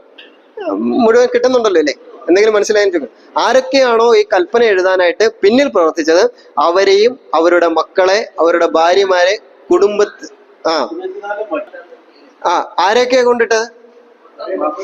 അവരെയും മക്കളെയും ഭാര്യമാരെയും കൊണ്ടുവന്ന് സിംഹത്തിന്റെ ഗുഹയിലിട്ടു. ഇവരുടെ ബന്ധുക്കളായിട്ട് ചിലരൊക്കെ ഇത് കണ്ടുകൊണ്ടിരിക്കാന്ന് വിചാരിക്കട്ടെ. ബന്ധുക്കളായിട്ട് ഇപ്പം എൻ്റെ ചേട്ടന്റെ മോന ഇതിനെതിരെ പ്രവർത്തിച്ചു. അപ്പോൾ അവനെയും കൊണ്ടിട്ടു, അവന്റെ ഭാര്യയും കൊണ്ടിട്ടു, അവന്റെ മക്കളെയും കൊണ്ട് സിംഹത്തിന്റെ ഗുഹയിലിട്ടു. ഞാൻ ഇത് കണ്ടുകൊണ്ടിരിക്കുക. പിന്നീട് ഒരിക്കല് ഞാൻ ദാനിയേലിനെതിരെ പ്രവർത്തിക്കാം. ദാനിയേൽ പ്രതികരിക്കുന്നതായിരിക്കും അവരെ ഏറ്റവും അധികം പേടിപ്പിക്കുന്നത്, പ്രതികരിക്കാതിരിക്കുന്നതായിരിക്കും ഏറ്റവും അധികം പേടിപ്പിക്കുന്നത്. ദാനിയേൽ ഈ പ്രശ്നങ്ങളൊക്കെ വന്ന് അറിഞ്ഞിട്ടുണ്ടോ? ഇവര് പ്രവർത്തിക്കുന്ന അറിഞ്ഞിട്ടുണ്ട്. ദാനിയേൽ എന്ത് ചെയ്തില്ല? ഒരക്ഷരം പോലും ഇവരോട് ആരോടും പ്രതികരിച്ച്. ചെയ്യാമായിരുന്ന ചില കാര്യങ്ങൾ ദാനിയേൽ എന്ത് ചെയ്തില്ല. ചെയ്യാമായിരുന്നു, അവർക്കെതിരെ ചില കാര്യങ്ങളൊക്കെ ചെയ്യാമായിരുന്നു. ദാനിയേൽ ഒരു അക്ഷരം പോലും പ്രതികരിച്ചില്ല. ഒരു രീതിയിലും ദാനിയേൽ പ്രതികരിച്ചിട്ടില്ല. ഞാൻ പറഞ്ഞത് ഇതാ, പ്രതികരിക്കാതിരുന്ന നിമിത്തം ദൈവം ഇടപെട്ടു. ആരൊക്കെയാണോ എതിരായിട്ട് നിന്ന് അവരെയൊക്കെ ദൈവം ശിക്ഷിച്ചു. ഇത് കണ്ടുകൊണ്ടിരുന്ന ചിലരുണ്ട്. അവര് നാളെ ഒരിക്കൽ ദാനിയേലിനെതിരെ എന്തെങ്കിലും പ്രവർത്തിക്കുക, ദാനിയേലിനെതിരെ എന്തെങ്കിലും പറയുമ്പോൾ അവരെ ഏറ്റവും അധികം ഭയപ്പെടുത്തുന്നത് ദാനിയേൽ പ്രതികരിക്കുന്നതായിരിക്കുമോ ഭയപ്പെടുത്തുന്നത് പ്രതികരിക്കാതിരിക്കുന്നതായിരിക്കും? ദാനിയേൽ മിണ്ടാതിരിക്കുമ്പോൾ ദാനിയേലിന് വേണ്ടി മിണ്ടുന്ന ഒരു ദൈവം സ്വർഗത്തിലുണ്ട്. അവർക്ക് സിംഹക്കുഴിയിൽ ഇടാനേ പറ്റുള്ളൂ. സിംഹത്തിന്റെ വാ തുറപ്പിക്കാൻ അവർക്ക് എന്ത് ചെയ്തില്ല. സിംഹത്തിന്റെ വാ അടയ്ക്കുന്ന ഒരു ദൈവം ആരോട് കൂടെ ഉണ്ടായിരുന്നു? പ്രശ്നങ്ങളുടെ നടുവിൽ നാം ഒന്ന് ദൈവസന്നിധിയിൽ മുട്ടുമടക്കി പ്രാർത്ഥിക്കുക. ദാനിയേലിന്റെ ജീവിതത്തിലൊക്കെ പ്രാർത്ഥന ഒഴിച്ചുകൂടാൻ പറ്റാത്തൊരു കാര്യമാണ്. ദാനിയേലിന്റെ ജീവിതത്തില് പ്രാർത്ഥിക്കുക മാത്രമല്ല നാം ചെയ്യേണ്ടത്, പ്രതികരിക്കാതിരിക്കേണ്ട സ്ഥാനത്ത് നാം എന്ത് ചെയ്യണം? പ്രതികരിക്കാതിരിക്കണം. പ്രതികാരം ആർക്കുള്ളതാ? പ്രതികാരം യഹോവയ്ക്കുള്ളത്. റോമാലേഖനം 12-ാം അധ്യായത്തില് 12-ാം അധ്യായത്തിൽ വായിക്കുന്നുണ്ട്, തിന്മയെ നമ്മള് നന്മയാലാണ് ജയിക്കേണ്ടത്. നമ്മൾ പ്രതികരിക്കാൻ പാടില്ല. പ്രതികരിക്കുന്ന ഒരു യഹോവ നമുക്ക് വേണ്ടി ഉണ്ട് എന്നുള്ളവർക്ക്. നിങ്ങളൊരു കാര്യം ഓർത്ത് നോക്കിയേ. ഒരു പ്രശ്നം വന്നു, യഹോവ പ്രതികരിക്കേണ്ട സ്ഥാനത്ത് ഞാൻ അങ്ങ് പ്രതികരിച്ചു. പിന്നീട് യഹോവ പ്രതികരിക്കുമോ? ഒരു തെറ്റിന് 2 ശിക്ഷ ഒരിക്കലും കൊടുക്കത്തില്ല. ഈ ലോകത്തിലെ കോടതികളും അങ്ങനെ തന്നെ. ഒരു തെറ്റിന് 2 ശിക്ഷ കൊടുക്കത്തില്ല. ലോകത്തിലെ കോടതികളും വിധിക്കുന്നത് അങ്ങനെ തന്നെ. ഒരു തെറ്റിന് 2 ശിക്ഷയില്ല. ഞാൻ അവന് ശിക്ഷ വിധിച്ചു കഴിഞ്ഞാൽ യഹോവ എന്ത് ചെയ്യത്തില്ല? ശിക്ഷ വിധിക്കത്തില്ല. ഞാൻ ശിക്ഷ വിധിക്കുന്നത് പോലെ ആയിരിക്കും യഹോവ ശിക്ഷ നൽകുന്നെങ്കിൽ ഏതാ ബെറ്റർ? യഹോവ ശിക്ഷ നൽകുന്നതല്ലേ ബെറ്റർ?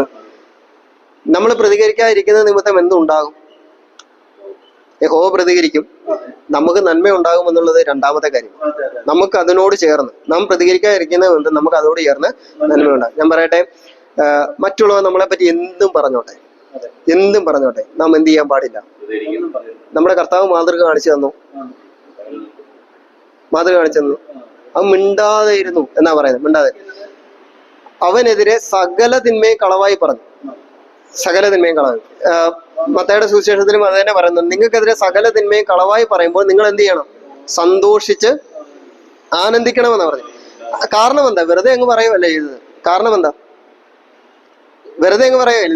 നിങ്ങൾക്കെതിരെ സകല തിന്മയും കളവായി പറയുമ്പോൾ നിങ്ങൾ സന്തോഷിച്ച് ആനന്ദിക്കണം എന്ന് പറയുന്നത് വെറുതെ അങ്ങ് കർത്താവ് പറഞ്ഞതല്ല. കാരണം അവിടെ പറഞ്ഞിട്ടുണ്ട്, സ്വർഗത്തിൽ നിങ്ങളുടെ നിക്ഷേപം വലുതാകുന്നു എന്നുള്ളത് മനസ്സിലാക്കി നിങ്ങളെപ്പറ്റി മറ്റുള്ളവർ തിന്മ കളവായിട്ട് പറയുമ്പോൾ നിങ്ങൾ എന്ത് ചെയ്യണം?